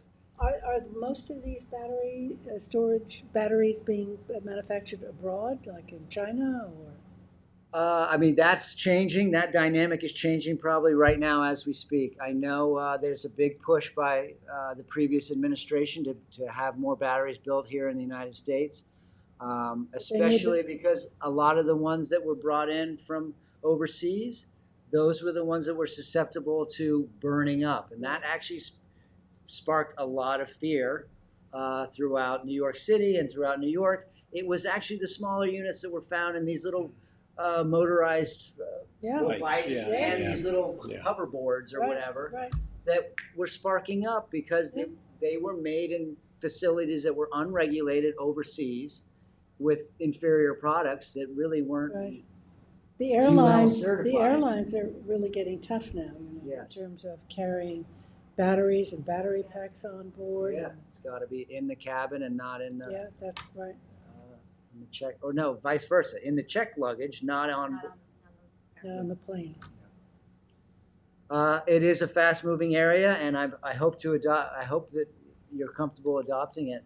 This legislation. As the more we wait, the more it will. So how do we adopt it, Christine? How do we just do a blanket overall thing, or do we submit some questions first? And what's the process? If your general feeling is that you've raised a couple of issues, if you have any other thoughts that you would say, to consider, you can ask them to consider it. I would do one blanket referral report back to them and listing, as Seth will do, all of the ones that needed to be referred to you.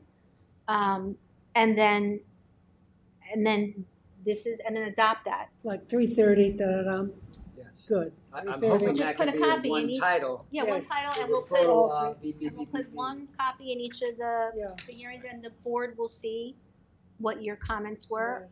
We were hoping to get something today because the board is going to open the public hearing on the 27th, Tuesday, and hear it. I do not believe they will vote on them that day because we are waiting for Suffolk County Planning Commission comments, but I think that they're going to be fine with this. Will they just say up to local?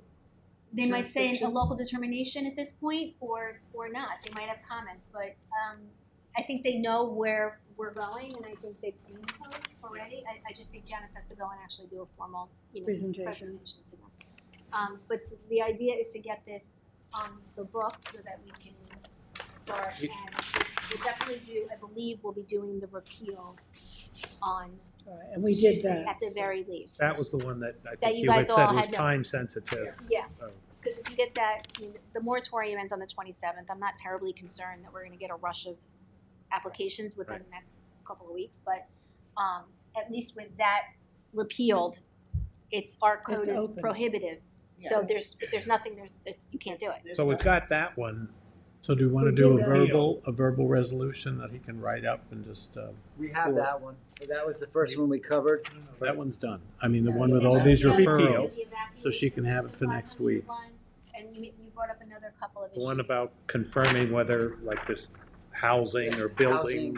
How does exactly. housing of batteries fall in? And then Containers can be not inside, cabinets cannot be inside. Clarify, make sure that's clear. and talk about the fee schedule recommended. Fee schedule. Fee schedule. And what about, is there like a maximum situation where if we have 30 battery storage, commercial saturation, is there a It's cutoff not in there, point? but maybe that's a suggestion to have a saturation limit. A saturation cutoff point. So like a physical area, you mean? Physical I think number. it's gonna depend on size though. Depending on too. size. Well, Just the one size. thing, well. So there are stipulations for the sizing of a battery that a business can put onto their parcel. Mhm. And that, we did have it, We're almost done, Anthony. we did, that means in aggregate Five townwide. businesses. 5 parcels, Next yeah, to you, yeah, we all have them. exactly. It's like we don't want another one. So Yeah. maybe you put in a This is an umbrella. a broadly worded one that says Is that it registered the- already? one of the Museum. considerations in the special, make it a special, consideration Yes. is that the board can take into account, the number and size and whatever in the immediate area. Have to come up with some density regulations. Cumulative Yeah. total. So I do have in the code that they have to submit, the applicant will have to submit a list of all the other batteries that are found within a 1 mile radius and their capacities, so that you guys will know. That's Wait a already in minute. there? It's in It's there, in yeah. Well, it says that they'll submit and we'll Cell know, towers, but there's no ruling about how many you can have. Does it say, is The that fire part of? code strictly regulates separation distances Okay. within a within a lot. Within a lot, right. We have provisions for non-aggregation Okay, in the code. yeah, that's but within a lot. Parcel by parcel, Yeah. there is a restriction, again, when you're in the tier one, the moderately sized ones, you can only have so much storage as your average daily use. Yeah, So- it's more about how many of them are in an area, physical area. Yeah, like. Within this 10 miles, how many big units or small units or whatever we have. So when John Doe comes to us, we already know there's one in that area. Don't come and ask us for another one, you know. Okay. But we don't know how far it should be, we don't know. Right? I think that's what Jackie's We saying. have setbacks, we have big Yeah, we setbacks. do. And that'll be part of secret now. That's secret as well. That's gonna automatically have that discussion. I mean, the bigger ones will fall along those lines. Yeah. There are only certain distribution lines, and if we say you can't be next door, I mean, we do say you can't be next door to each other, actually. But at a certain point, they're gonna follow those electrical lines because they can't be out here. Yeah. They just There's no won't. hookup. They There's need to no be near, hookup. right? And they can't, I don't think they can even build a hookup because the prohibitive. the bigger lines are just, there aren't enough of them. Right, everything is underground connector? Yes. That's in there. Except for adjacent to substations. It's the parcels next door to the substation. They can do an then they can overhead? connect straight over to it. Because everything's up in the air over there. Yeah, and substations are ugly already. They're so ugly. Uh, Can we put in redesigned substations? Certainly. Can't make you do off-site stuff. Anyway, So can we is that what you want to do? Do like a verbal resolution that we could then? You can write it up. Write it can up have it and for we'll next vote on week. it. That would be Yeah. great. okay. So I can just present you the next one? Is that what we're saying? I not Trying to don't get follow. it done No. for the Yeah, Like get a it done verbal now one, so a they, verbal. so you can You know then, what you can do? Go type it up. And then we'll vote on it, Oh, sure. all Okay. right? I'll the do end my of the best. public. Then you'll be all I done. have, okay. Make sure Christine sees it because she's got the right language. Well, okay. Well, I think you should verbally accept it. I mean, it might take a moment and you're gonna run into the next thing, aren't you?